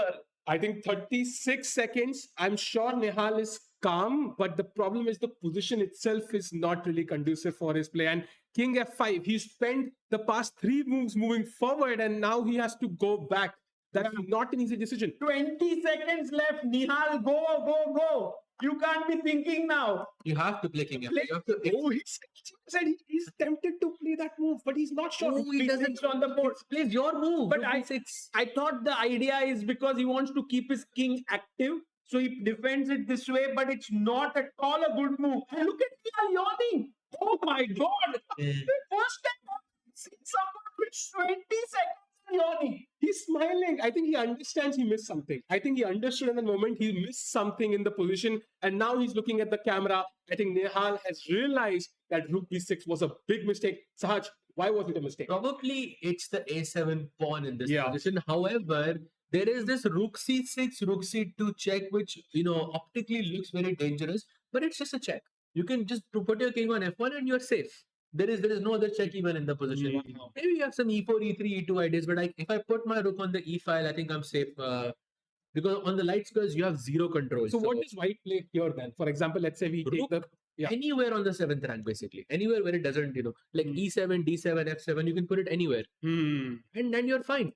Now you just push the B and A pawns and it's GG. But is it forced to take on A7 for Vincent Keymer? Can he play any other move and still be better? He is still better, I think, but if he wants a completely clean position, he should take the. But he's not taking. Yeah, he's not taking. He's not. His hand was not going towards the rook. Yeah, He was going to play something else. Maybe B5, A5 or something like that he wants to do. Wow. Okay, guys. This is the key moment. This could very well be the difference between Vincent Keymer having a smooth path to victory or a very, very tough one. and all these players were specialists at these shorter time controls, like Nihal, offer the maximum resistance. So Vincent ideally wants to grab that pawn, make it clear, and in 45 seconds, it's going to be borderline impossible for Nihal to come back. Absolutely, but I also think besides rook a7 moves like b5 Yeah. and a5 are very very simple, and still you will be able to create a passer on the queen side regardless whether you take the a7 pawn or not. I think the follow up is very simple for Vincent, and I think again this is mostly because he has less than a minute on the clock. Even if you're Nihal Sarin, you know it can still be very dangerous to have such low time. This time control is so crazy. I mean, Jordan has 5 minutes. Should we go to Jordan? 1 second. This is green color. Ah, okay. Wait, by the way, This is some draw offer or what? No. oh, is it? No. I think it's some glitch. That would be nice to know actually a draw for that. Nice to have that color if there's a draw offer, but it isn't right now. Rook b1 has Jordan made a move. No moves. Still thinking. Jordan went for it, and Let's look go back. at Vincent. Let's go he back. did not take the pawn on a7. He pushed his pawn to b5. Nihal Sarin could have this glimmer of hope, and he's ready with his move. Rook to f6. Nihal Sarin has to find. Otherwise, White continues on his merry plan. Vincent Keymer, one move away potentially from having a smooth victory. Nihal, 20 seconds. No, And that is if he finds rook f6. But also the point of rook f6, just to explain to everyone, the point is rook f4, rook e4 check, and some counter-attacking possibilities. But it's not so simple. By Nihal, go. You have 8 seconds. 7, 6, 5. Plays rook d6. Rook d6. Okay, so he misses the main idea. But now what? Maybe I just push a5. Right? a5. The problem is that black still has to find rook f6 after that. Exactly. It's not going to be easy. And then you have just lost 1-2. Yeah. So actually, White is creating play while Nihal's last move didn't really have a purpose, right? Yeah, I think it's there's no clear purpose. He will have to still find that move to create counterplay, as Sahaj mentioned. So, and he has no time, to think of that plan. That's a very complex plan, and Vincent can just take his time. He doesn't even have to play quickly. He can think about it first. He can literally take his time because there's 17 minutes on the clock. So Yeah. a5, b6 takes. So you push a6, a7. And He plays a5. He plays a5 on the board. He is trying to play b6. Yeah. If pawn takes pawn, then maybe even a6. Yep. And that a pawn is running down towards becoming a queen. Yeah, I think. And Nihal is not even looking at the board. I think he's he's just calculating in his I know, but still, I mean, this is his behavior under time pressure is very, very instructive for someone who gets nervous. Yeah, that he's absolutely not nervous. Takes the pawn. I think he's also a bit disappointed, maybe. Maybe by his position. Probably he is disappointed with like how the last few moves Yeah. went on because he knew he had a chance somewhere, but that chance is no longer there. Plus, he also there is this realization that even if there is a chance now, I may not be able to find it because I have 30 seconds on the board. Yeah. Can we go to Vidit versus Jordan now? Because, we were all the time talking about how Vidit is low on time in this game. But Jordan has now gone to 4 minutes on the clock. He's below Vidit. And the position seems to be great. Black has a lot of active pieces, but Vidit can play the queen out to d2, offer that trade, bring the rook in the game, defend the knight, and somehow these bishops are not well played. But once they come into the game, I think they could be just as strong as these two bishops. And Vidit with extra time, looking favorite now. Yeah, let's have Vidit on our screen. Vidit versus Jordan here. Yes, there we have him. Queen d2 on the board, played by Vidit. He knows now that he just has to make a few more accurate moves to get home the full point. He goes queen to b3, denying the queen exchange, which of course makes sense because he's a piece down in the position. But now Vidit can just play a normal move like rook c1, king g2, just getting out of the paint, activating the rook. All of that makes a lot of sense because Jordan doesn't have any counterplay anymore. He is missing that rook on e2 that was giving him hope. That was sort of giving him all of that. But now it's Rook on a8 is doing nothing. exactly. It's There is no sitting on rook the e8. side of the board. There's no rook e8. There's no rook c8. That bishop on d7 is placed perfectly. Guarding both c8 and e8. So I think Vidit looking, that meditation helped to some extent. I asked Pranesh, how does he feel about winning the first game in the challenges? He's like, it's so important to start off well. Otherwise, it's so difficult to win an event like this. And that's exactly the case, even more so in the Masters, right? Because the chances of a mistake are much lower, sorry. And now you can see with its play, it's much more simple. Rook c1, as you mentioned, Saj, is such an obvious move. He can play quickly. And Black's pieces feel like they're already maxed out. Like, how do I improve the position? True. This is already looking not so easy. I think you made a very important point here, Sahil, that where should Black's next counterplay come from? Where exactly is his rook entering from? Maybe one idea that comes to mind is rook a7 to get the bishop, rook to c7 and then to c2. But maybe rook a7 is met with bishop b5, trading off that important bishop, and then the d pawn falls. I don't know. That's a great point, Sagar bhai. I think right after rook a7, bishop b5 looks very, very strong to me. Because the more pieces you eliminate from the board, the easier it becomes to convert the position for Vidit right here. Yeah. So right now, And plus it's his move. It's Vidit's move. He can choose. He can play rooks. He can play anything here. Yeah. And it wouldn't really change the situation much. huge Jordan looking a bit, I think, disappointed with how the last few moves have gone. I wanted Jordan in this commentary box just for him playing the move bishop a6. Now it might be difficult if he loses the game, but I hope we can get him and with it both, Yes. because this I think was definitely the game of the day. I think it's a bit difficult, if you lose a game where you're winning, sometimes you can Both of them, I think. Yeah. One probably. go to your room, in that case. True. I mean, this was definitely a missed opportunity for Jordan, but for Vidit, this proves to be a good breakthrough. Starting off with a win could mean a lot for Vidit in this tournament. And his chances. Who was the one who said Vidit has good chances here? Maybe no, you were Arjun, Nihal, Anish. So maybe Vidit, we should have chosen You him. guys missed me. I mean, clearly, you have no clue what to talk about. I said Vidit the whole time. So Of course. Editors, please clip that. When he said that, you might have to go 2 years back. But for now, Vidit still thinking has less than 4 minutes. Okay, Vidit, I hope he doesn't blunder here. He goes bishop e3. That's a nice move. I like that, right? Because that's such a strong piece. Your opponent's enemy's commander you're trying to remove for your piece, which is not doing anything. And it's difficult to avoid this trade. Bishop c3. Of course, he does not trade. Yeah. Now he has to go queen d1 or queen c. Queen d1 makes a lot more sense. And then you just trade the other bishop with bishop b5, and that's it. Is it? Plays queen d1. And now the queen cannot be traded. If the queen moves, maybe the d3 pawn falls. So, okay, this game here going with its way. Can we quickly check on Arjun Erigaisi versus Awonder Liang? Yeah, we left it somewhere here, right? When f5 was played. Wow. F5. Wow. Black is not giving up on his attacking chances. Exactly. He's even willing to give up his golden pawn. Yeah, and now queen takes check. Arjun offers a trade. Black says no trade for you. Queen Fail coming. Yeah, please trade. No trade. Please trade. So we are having a debate right now, and maybe I don't know. Queen g6 back. Queen g6 back and then king g2. Yes. So Yeah. apparently he had to exchange the queens and take the pawn on e5, but it's very hard to do that when you're a piece down, right? Because you're effectively saying that I have no winning chances in this position and I'm playing for a draw, which is not an easy thing to do over the board. And now, okay, Arjun is completely winning now. He's totally winning here. His pawn is now not falling in the center and he gets up from the board. Arjun Erigaisi feeling confident. Awonder Liang is now piece down.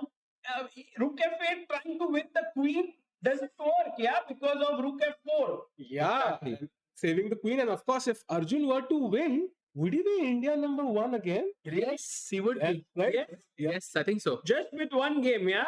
That's Okay. how close they were. I think so. And he might be world number 3 as well. But regardless, I think, as we said, he's also playing for that. 3-point difference. So I think Yeah, he'll get the 3 Yeah. points. he'll Yeah. get the 3 point. Yeah, so So he might become Yeah, there's one person watching intensely. That's Hikaru. Yeah, as close as he gets to 2800, Hikaru starts booking his flights. So it's very interesting. And meanwhile, 7 minutes. So again, both players in time pressure here as well. I love this time control. Nobody gets more time. You have to struggle for the next half an hour. I love it. Yes, exactly. And just to double click on Sahil's point of Hikaru having to play more tournaments, it's because in the candidates, there's one spot which is average rating.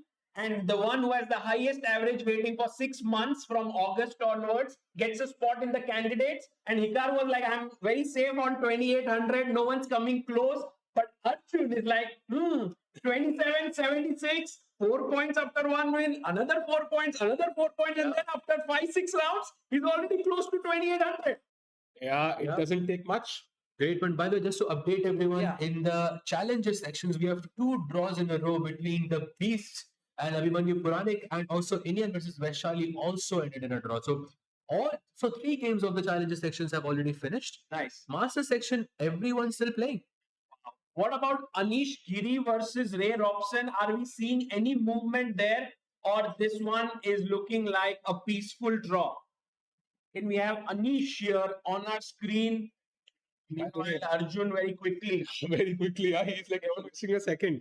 Yeah, I think Anish's game, although Ray has less time, I get a feeling that it's too solid. Yeah, for either player to. If Magnus was playing this as white, we would not be saying that. No, I mean, even then, I think the most likely result might be a draw. Even though, of course, Magnus might have more chances, maybe. Again, I still think about that game against Aditya Mittal in Sharjah. I was really, really surprised. And, of course, from Anish, you expect that. But a 90-move game. And here also you have an opponent. Robson has 3 minutes left on his clock. I think definitely he can push for a win here. Yeah, I think the knight is a little more tricky than the bishop here because it can jump around. But Yeah. I mean, I would go with Sahil here, perhaps that draw very likely. Although maybe Sahaj Bhai, if he wins, you might really have decoded Anish's style to the very depths, that Could be. let's see. And one update, like, I'm very curious, what do you think about the Pranav Murli position before you go to Vidit's game? Yeah, let's What's happening here? Why are the pawns so interlocked? No, we saw this game. We loved how the king was on b6, trying to hold together both the weaknesses on a5 and c5. But right now, it seems like white's pieces are much better positioned than black. Or am I wrong here? Because it's too complex. No, my question is simple. Who is playing for a win here? Black. I Good think, question. No, I both are both playing. are playing for a win, but I mean, maybe black has a slight chance with h5 in this position, as far as I can see. But somehow H5. I like white's position. But h5 is I the think- key move, yeah? I think it's a knight. Knight on g5 is much more active than knight on d2. And I think that's why maybe the bar says it's slightly better for black. But I think optically, it looks like white is the one pushing. Yeah, rook's doubled Yeah, up. because black has all the pawns on the dark squares, and your bishop can attack all of them. It is h5. Okay. Queen g2 and bishop f7 played. So right now, Karthikeyan seriously better, yeah, in the position. Yeah, very tricky game. I think could blow up in a second. So which game shall we jump to? We have time pressure everywhere. One look at the Vidit game. Yeah, with it. Let's go to Vidit. 2 minutes each. And Vidit's last move was No, but it is just a piece up. Just a piece up. Do you think there is any hope for Jordan here, or do you think this game is over? I mean, I feel with the king being slightly weak, and when both players have 2 minutes, there are chances that you blunder, and also this pawn on d2. Think about it, queen f1 hanging. Let's have Vidit and Jordan on our screen here. D2 played. Ooh, We'll go rook g1 Yeah. and probably queen e2 is what I was thinking is quite dangerous, because after takes, bishop takes, maybe I can play, but it played rook g1. seems a bit far-fetched, no? Queen e2 in this position. Yeah, maybe that's his chance here, right? Queen E2. Or how about getting the rook in the game? Rook D8 somewhere. Then just bishop b5. Yeah. And once I Great. played, I think bishop D5 is what we want. I get a feeling like this still looks, impressive for black, but it's like there was a fire, it's been neutralized, and now there's just smoke. And somehow, even though it looks like, black is optically better, I think white has played some good moves. And bit by bit, with that bishop b5 move and so on, Vidit should be able to win this one. Queen B4 played by Jordan, not giving up his D2 pawn, defending it. It may be the best move. How about bishop B5, getting rid of one? Maybe not great. some d4 ideas yeah, perhaps in the pawn push position. D4. Yeah, some d4 ideas. It looks a bit scary because after bishop b5, a5, I don't have to play queen takes b5. I can still keep the. Oh, there's rook a1. Ooh, that's scary. That is scary. No way I'm going here. Yeah, let's get back this position. Vidit has a minute on the clock, so you are right. There might still be some Some excitement, yeah. excitement left in this position. Okay, Vidit there. By the way, Arjun is apparently completely winning. If we can have a look. Let's go to Arjun. And I think we'll have to switch between games super quick here. Yeah, we saw that Much action. rook f4 there, preventing the queen from being lost. Rook goes back. You can see black has no plan. Queen pins the rook and queen c4, and white is just kind of improving his position bit by bit. Black, last few moves have been just dancing around with the rook with no real purpose somehow. Yeah, I agree with you. And now can later white plonk his knight on the d6 square, which would be super strong. I think that's coming in. Or knight c7. Knight c7. Oh, Knight c7 and then That GG. just wins the exchange. Yeah. I mean, just wins the rook there. Yeah, that's just GG. So maybe he has to move his king. I think that's why he moved his king now. Now you just give a check and you just piece up basically, and that's it.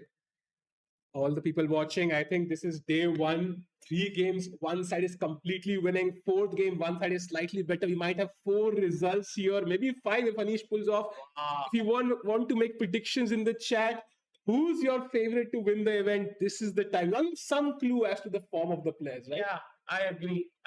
They also this all this thing about classical chess kind of dying out and too much theory. I don't think it's true when you come to Chennai Grand Masters. Yeah, so much fight. The district championship in Chennai might be stronger than sometimes national or world championships. That's how strong the city is. Correct. Agreed. It's the chess capital of India. And definitely we are going to have some amazing people dropping by, casually when I move out, meet so many grandmasters. Yeah. We are going to have Vishy Anand joining us one of the days here. So yeah, very exciting. That's amazing. So we have 2 games left in the challenges section. Maybe we can take a quick look at them because we haven't looked at Leon versus Harshvardhan in a very long time. Okay, Leon Harshvardhan. It looks like a very interesting position because you have a rook versus 2 knights, and white has this really active pawn, advanced pawn on the east on e6. Maybe your plan is e7, and exchange the rooks to place your queen on d8 somehow. But black, on the other hand, has this idea of knight f6 and knight e4. Look at the time. It is done. 50 seconds.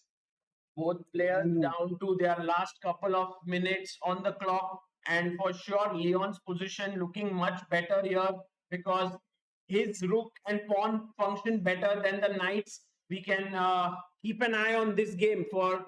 And what about the other game in the challengers? It's Harika versus Diptayan, and looks like Diptayan is a pawn up for now. But no, wait, the pawn has been recaptured, but it's still worse for Harika. I think because of there is some attack on the king. Queen e6. Queen e6 is the winning move apparently. Winning, game over. Yeah, it's +2, more than +2 for black. Queen e6, very strong. Idea is probably to keep an eye on the h3 square. Yeah. And even though white has these pawns, right? If long term I trade queens, I could win this. Yeah, wow. So if it's g4, then what happens? G4, rook to e5, and there's still multiple ideas. Wow, amazing. Diptayan showing how strong he is. Isn't he the player who qualified through the online tournament? He won it actually. He won it. Yeah. He beat Pranesh in the finals, and both of them qualified at the end. Diptayan and Pranesh came through the qualifiers. An amazing new addition to this event that players can play online event and qualify. What happened? He Rook played E5 on the board. in a second, and he's kind of utilizing that opportunity from qualifying, and now he's proving it in If here. you wins here, it means you qualified from just, you were not part of this tournament. You qualified from the online event. Now come here, win, go to the Masters, then win it, and then And just keep going, win everything. keep moving. Okay, let's go to the Masters section. Oh, Vidit is completely. What? Let's go to Vidit's game. Oh my What just happened? Can we have Jordan and Vidit on our screen? Yeah, this was the position, and this is where Vidit went for bishop b5, a big blunder, takes, and now rook e attacking the bishop, and bishop g5, rook e1, Jordan when Forrest is not only back in the game, he's winning. Oh my The goodness. other way, does this mean we get Jordan again on the They finally get Jordan in. Oh, F6. Is this a good move? No, that's a blunder. It's a blunder again. It's equal. No, it's Vidit is better. What a game. But he has to take this pawn. He has to take this Arey, wo pawn ko maro. It's the most dangerous. Get rid of that pawn. It's the most dangerous pawn in the position. Yeah. If you go bishop d2, you can safely say that Vidit is not losing this anymore. Yes, exactly. Right? So you can just get away from that danger forever. You see, again, F pawn, golden pawn. Don't touch it. I'm telling you, Don't touch the F Just pawn. don't touch it. Yeah, by the way, what was the winning move? Was it rook e1? Yes. And why did Jordan miss it? I think rook e1, maybe he thought like a move like queen c2. He did not see how to convert this, but you just keep the position like this, right? You just keep it here. Right? Queen d4 and d1 queen, and you're losing the rook. Oh, nice. By the way, f6 on the He board. takes it with a good move there. It could very well be that this game ends in a draw as well. Now, all three results possible. What a crazy encounter we are having. We had no doubt that Vidit would win after a point. By the way, it was a brilliancy. Bishop takes And he's still having 25 seconds on the clock, so still the game is not over. I would say Vidit would convert this if the time was equal. He would convert this position, but here, but no, if he had 2 minutes, I think he has a much better chance of converting something like this. By the way, Sahil bhai, do you think Queen B1 is possible here? Because G6 is hanging and you trade queens forcibly. Oh, it's Beautiful. traded. You predicted this. Wow, you manifested this move. Lovely. Queen B1 and now trade of queens. It's although a question mark move, but maybe it's humanly the most natural. Yeah, and Now he has to go king f7 just to defend the g6 pawn. Yeah. And allow queen takes b4 because it feels a bit risky though. But you do have the bishop, which might favor this position. Because with it will be a pawn up then. He will have an extra pawn, but he has all these doubled up, mangled pawns on the king side. Anything can happen here. I'm thinking it's going to be a draw now. yeah, but I think Jordan's expressions, I'm noticing he looks a lot more nervous somehow. Like he's constantly, his eyes are moving, his hands are moving. So I wouldn't discount another blunder coming from either side, but I think Jordan looks a lot more nervous. King f7, you might be right about your prediction with a draw. Although it is possible that Vidit can play for a win and might over push in this position, which is a very, very big possibility. Let's see. Guys, this game has been amazing and, we wanted both the players now. Yeah. Draw. Oh, he keeps the queens on the board.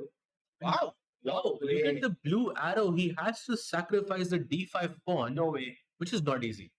Definitely not easy. Bishop E3 is the only move here. Otherwise, white gets seriously better because rook is coming to B1, attacking the queen, and the B pawn pushes forward. Exactly. So bishop e3 only move. But my question is, why not rook b1 even after bishop e3? What changes? Yeah. Is it just queen c5 and I just attack the f2 knight and that's it? Very likely. I think if you bishop b3, let's say rook to b1, the queen can come to d4, c5, and still it's not possible. Yeah. But Jordan has to find all of this in just a minute. Not so easy. I think queen d3 a good practical choice by Vidit, keeping the queens. Still fighting for the full point. Yeah. Nihal Sarin is back. No way. He's back. Hello. Oh my goodness. By the way, what's the move played here? Which they played? Oh, found. Wow. Okay, that's a good move by Jordan. Jumping to Nihal. Let's go. Let's get Nihal on the screen. Wow. Is he going to save this? This is completely equal right now. If he finds pawn to g3, I cannot believe he found a way to complicate that position. We need Nihal on the screen here now. Oh, 18 seconds. 2 minutes, 10 He seconds doesn't for find it. Vincent. He But does not find it. E5 second best move. It's still in the running. Yeah, he's still holding on. It's not lost yet. Why can they rook c6 and push g3 and forever not allow black to play g3? Right? And then the f2 pawn can be taken sometime in the future if you sack the rook for the bishop. Yeah. It looks dangerous, I think, for black. Can we have Nihal on the camera? Would love to have him. For now, bishop c5 played. And now Vincent also has limited time, right? Earlier he had a lot of time, 1.5 minutes. Yeah. By the way, I think we need to go back to the Vidit game. There's some action there because we have some moves being played. Vidit did snatch a pawn in the center of the board, and Jordan went for bishop. King g7. King g7. Yeah. Somehow, Sagar bhai, I feel in this position, black has a better chance of winning. Yeah, don't know because why. the king is weak. Yeah, because I think whenever the king is weak, your spidey senses. yeah, basically, also the d5 pawn I felt was my only weakness, and now that you've taken this pawn, I don't have any weaknesses. But It's it's gone. gone. You're 2 pawns down. No, but I feel without any weak, and now I can just focus on the attack, and it doesn't feel that easy. Especially look at it, with its last move, he played in 4 seconds. Yeah, insane how this has. And oh man, he's traded it. Oh, he goes for the draw, yeah. P8. Yeah, rook b8 and just queen take. You might get both of the players actually. Let's go. Maybe rook e5, yeah? Yes. Rook e5 on the board. And now the B pawn is falling, guys. We are going into a drawn end game. So draw here. Should we go to Arjun's game? What is Arjun doing? Is he winning? He's Arjun is the only guy who's not giving anyone heart attacks today. He's just smoothly converting his advantage. wow, and his accuracy is close to 97 right now. Rook e8, simply just smoothly. King is now on g2, very safe, and I see no problems here. Yeah. Absolutely. He just has to find a way to sort of break this. Can we call this a fortress? It's kind of a fortress, right? It's not so easy to break through. And do you think like the E pawn is falling now? So we may have to save it, somehow as white. So knight. I can play rook f5, for example. Yeah. Also feels simple. I was thinking knight It was e4. 94. He played it, then rook e5. Wow. 5 bishop e5. But rook e5. Then queen h4. And now defend. Defend. It's happening. All of this is on the board. If the queen moves, rook on e1 is hanging, but Arjun defends it sideways. And Awonder is a rook down. Yeah, but I think the game is basically this is basically GG, I think. Yeah. And Because Arjun also doesn't have any time pressure yeah. use or anything I like think that. the fact that Arjun played it so quickly, he had seen all of it. There was not a single moment where he was worried. Yeah? He played it very, very quickly. Love how Arjun has just kept a very calm face, and this also really augurs well for his chances in this tournament because he's played such a good game in the first round. Yeah, very important. He will have an extra white, I think, that will give him a good chance. And Leong still trying here. He has played queen to d5, pinning that rook. Or what did he just take the knight here? Apparently, that's the only move in this position. That's the only move. What, knight takes knight? Knight takes it. Yeah, otherwise it's a +1 advantage or something. This is +5. The only Right. move still with knight But is it's logical, right? Yeah, Knight yeah, takes of knight, course. because if you take rook takes rook here, then knight would take it, and then we would lose our rook pinned, which is pinned there. But once you take knight takes knight, and then only move you have to be scared of is queen d2 check. Yes. Queen d2 check, but But now we have maybe just king king f1. f1. Yeah, just And you trade, and I think resignation here Yeah. should come shortly from Awonder. absolutely. And by the way, just going back to Vincent, looks like there is still some chance in this position. By the way, 30 seconds for Vincent. He's not been in a situation like I would not discount any result right now.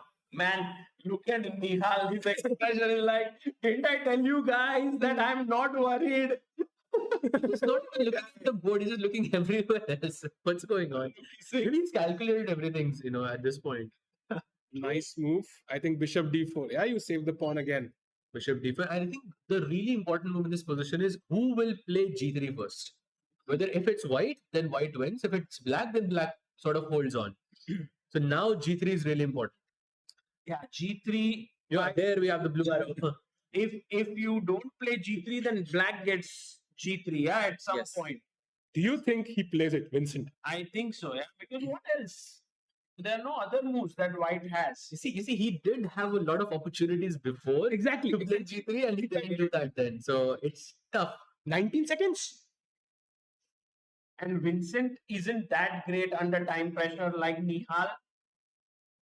So it can happen. It can be a mistake. Wait, he has 8 seconds on the clock. 7-6, Vincent. Vincent, you might lose some time. Oh, nice move by Vincent there, kind of simplifying matters and stopping that pawn. Great move there by Vincent Keymer. Yeah, and now I think you have to find a way to sack the rook on d4. So like from rook d6, rook takes d4. You take the f2 pawn and then you run away with the king, basically. That's what I feel is the... But even if you play the best moves, perhaps it could still be a draw, yeah? Or do you think White wins? I think objectively it should be winning for White. Objectively. But I'm not sure. Anything is possible. They both have less than a minute. So it's hard to be objective. Because Nihal's rook is really stuck there. So Sahaj's idea of giving up the rook for the bishop is a very good one. Let's see. But what moves did Black have? I cannot move the bishop. I cannot move the pawn. And So the king. only move is king g5. Yeah? It's easy for Nihal. Actually, He just has to make quick moves and that's it. Because he can only move one piece. Hello, Nihal. Let's go. yeah, I think Nihal is 20 seconds for Nihal. Nihal Sarin, make your move. Yes, king g5 on the board. Only move played. Now And- anything. Basically, Nihal can pre-move his next move. Yeah, he can play king f5. Arjun has won. Oh wow. Let's go. I think, let me just confirm. Yes. Yes, he has. He Let's go. did take on c6. Check. King came to f2. Only move, by the way. And now takes it and rook e8 check. Let's get the board here. And Arjun has won the first decisive game in the Masters. And maybe we'll have Arjun joining us shortly, perhaps for a small chat. That would be very cool. But yeah, the end was. Yeah, rook g5 check. The king. Only one move, by the way. Huh? Still some tricks there. King f2 takes and now check. And he knew, of course. Now And he just queen e4 check in the Yeah. move. And once the queens are traded, there are no more tricks in the position anymore. So Arjun is India #1 again. Yeah, let's go. Let's go. Let me actually confirm, but it must be, yeah? It should be. Should be. And by the way, right now, let's go back to the game of Nihal. We have him on our screen right now. Can we have a look at Vidit's game first? Vidit, yeah, let's Yeah. have Vidit then. Because what's happening here? Any chance for either side? What do you feel? Draw by. Draw, yeah? Draw. No, but once again, will White King be in some trouble or Rook F1 is there, right? Rook f1, yeah. Yeah. Rook f1, rook b2, rook f2, rook b1 is a simple draw. Yeah. The question is, does Vidit want to play? Because he technically has an extra pawn. It doesn't lead to much, but he technically does have an extra pawn. So he can play if he wants to. Yeah, maybe we can also see the body language of Vidit on our screens, Vidit and Jordan, if we can get them, then By the way, I have not seen somebody so chill. Yeah, as Nihal there in the final seconds. Yeah, there we see it. So So- Nihal has been playing under a minute for the last, 1 hour at least? yeah, And he's just calm as a yeah, cucumber. he's But very calm. He's superb. I think lot to learn from Nihal Sarin for all of us. Do you think Vidit has a small hope after King H1 here that he can try to open up the position with F5? Difficult. I think he's gonna kind of take It's the a draw. Yeah, perpetual. yeah. He's gonna take the perpetual, and we're gonna see the second result of the Masters section as well. I think a very, very topsy-turvy game. But yeah, I think a good result at the end for both Yeah, I players. think, Who do you think will be more happy? of course, Vidit, right? No, actually, not really. It depends before they look at the engine or after. After, at the end, before At the the end, I think no one. No one will be happy with this. Smile. Vidit shakes his head. I think to tell you the truth, Vidit should be happy because Jordan really played a brilliant opening middle game. And look at Jordan there. I think he's the more unhappy one there. He's not even smiling. Vidit has a small smile on his face. And business ideas, writing a book or a course on this opening as black. Yeah, will sell like wildfire right now. Works Yep. every single time. Yep, and maybe you can go to Anish's game because he has managed to do something in this position, in this rook No endgame. way. Is there any hope here? Sagar, do you think this is just a dead draw? I think that king is coming to block the a pawn. Oh, he goes after the rook, but no, it's Just a draw. Just about D4, I rook can f6, right? Or you take rook You just D4. take on D4, king A7. When you take G5, I will take A6. Yeah. And that's just, yeah. So I think today Anish couldn't really put too much pressure on Ray Robson. So that game is ending in a draw. He goes rook f6, by the way. And I think maybe we should move to Nihal's game, yeah? Nihal's game. yes, Nihal is the most exciting. Because Vincent is not able to break through in the position. The computer is saying that it is winning, but it is hard to find it over the board, especially with 22 seconds on your clock. So now rook d6 is the only move here. To sack on d4. Let's have Nihal Sarin. We want to see the chill guy. Oh, does he want to create a mating net with rook h1, rook h6, and rook h5? Sagar bhai. Whoa. That's nice, no? But then when you move your rook to h1, maybe rook takes b6. Or... That's the point. That's the rook h1. You have to position it properly, but I think maybe that's what he's hoping for. But okay, it's a bit far-fetched. Yeah, he's coming out. He's coming out there. King f5. Can you the camera for Nihal? Because I think Nihal's body language is so much fun to watch. Never seen a guy calmer than him there. And of course, Vincent must be wondering, yeah, there is a solution, right? Sometimes you know there's a solution to this problem and you can't find it. It's really frustrating. If you don't know there's a win, you can kind of pass it off. Yeah, it can be a bit frustrating. He has 10 seconds on the clock. He plays rook b5. So apparently King g5 is a blunder in this position. Only move is King e4. So why is King g5 a blunder? What am I missing? If King g5, there is rook d6. Then rook d4, yeah? And this is basically falling. The king has no squares. Wow, that's a beautiful line. So very important King e4, but it seems natural, yeah, to get your king to e4 because it is going in the right direction. Yeah. Doesn't it start to look a bit scary for Vincent? When you bring King e4, King d3, you start pushing down the e pawn, and suddenly it is Nihal who's playing for a win. With 25 seconds, anything is possible. Yeah. 25 seconds only Nihal can play for a win. Nihal Sarin down to 19 seconds, 16. Critical moment, he has to find King e4. He's holding his Some hesitation there by Nihal. 6-5. Oh, he doesn't play. Blunder. Big blunder by Nihal. Wait, rook c. Wait, he's banking on rook h1, but I think he knows there is rook f7 check. No, one second. What about b7 here? That's his trick, yeah. Then rook h2. Rook h2 wins the And he game. wins. Yeah. But if white plays rook c7, then rook h2, king h2, there's rook f7 check. Oh my god. No, that's not easy to find for Vincent Keymer. What a beautiful line that is. Oh, he finds it. Oh, he Wow. finds it. Beautiful. Nihal Sarin is in for a cold shower here. And did you see Vincent staring at Nihal there? Yeah. And I think game over, guys. Nihal Sarin's final trick did not work out. Absolutely. I think Nihal was trying to confuse Vincent under time pressure, and it just backfired at the last moment. A great move by Vincent there. You know, this game is over. This would work in online events every single time. Yeah, every single time. 5 seconds or 4 seconds, then you're not going to be able to see rook c7. But And now, Wicket, and do you go b7 now? Or do you make a queen? Because tricky Nihal also has some more tricks up his sleeve. so b7, b8, and maybe you have bishop a7, but then just rook c8 as well. Because you always have that rook f7 check, and that's the problem in this position. Or do you think even here I can be super safe and give a check on f7 and take the f2 pawn? Maybe shouldn't do that, yeah? That's what I would do in this position, just to make sure I won't lose in this game. But I think still b7 is much easier. It's much easier. 10-9. Vincent b7 pushes the pawn.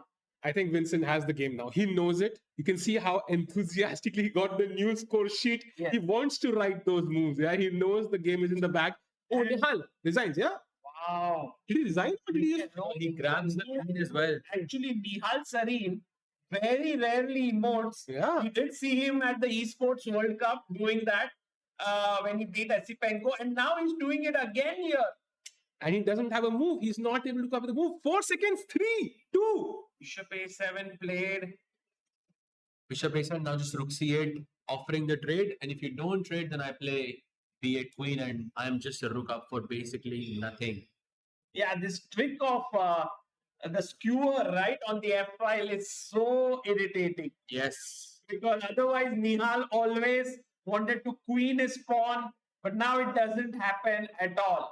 Also, props to Nihal for playing for a win in a position like that. Yeah. I mean, you have to give it to him. Correct. Yeah. The game was so complicated that the accuracy Nihal has is 81 and Vincent's is 85. Like usually you don't see this. You see in the 90s. Yeah, over the board classical game. That's how complicated it was. So kudos to both players for really, finding those moves. And now, of course, Nihal realizing and he resigns. And look at Vincent with a smile on his face there. He's like, thank God. I say I won it. Some games are such, you are so winning and then you're not winning that in the end, if you win, you're so relieved. Yes, he must be very relieved because he was trying to break that fortress for such a long time. And this would not have happened if Nihal didn't play Rook at 7, Correct. playing for the win. That's what he said, I think. I couldn't see the win. That's what he said after the game. I couldn't see the win. And then Nihal handed the game on a platter. I think Nihal also has that nature, to try for those tricks in crunch moments. I think it just didn't work here. Absolutely. By the way, we just have one more game left in the Masters. Actually, in the entire event, just one more game left between Anish and Robson. So, Sagar, your prediction of Anish kind of, But I think this will also peter out into a draw. Don't think that this will go on for more than 5 more minutes. And that means in the Masters section after round 1, we're going to have 2 leaders. It's going to be Vincent Keymer and Erigaisi Arjun. Wow. So the game between Karthikeyan and Pranav also ended in a draw. Yes. Okay. So the only winners were Arjun and Vincent. Yeah, and that's it. And what about the challengers? Do we have any more winners there? Because we did see Pranesh winning, and we had 2 draws. Adiban drew with Abhimanyu, and Indian drew with Vaishali. So there is Dipen who defeated Harika in that position. He converged quite comfortably, and then Leon defeats Harshvardhan. Nice. With the white pieces. So there's 3 results in the challenger section, 2 results. That's what it looks like in the Masters section so far. And people chat saying, I'm loving these blunders a lot. I think people really enjoy top players making mistakes because it feels so relatable. But of course, I think the loser at the end of that battle really, it's very hard to digest. Correct. And I would really hope today for Vidit or Jordan. I would love Jordan to join us if we could make it happen.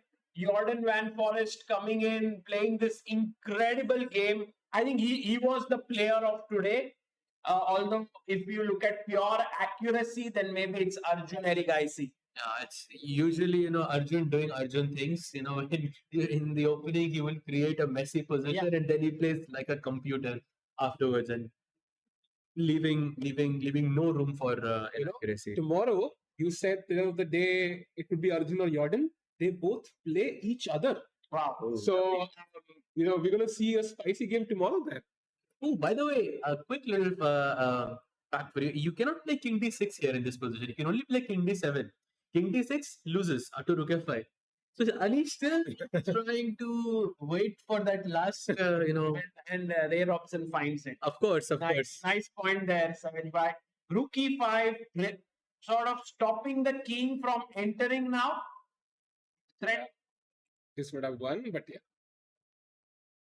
And now just what? Rook A1, Rook A8 or Rook H1. I mean, anything is fine in this position. But Anish still trying to... Wait, maybe after Rook A1, I have King F3.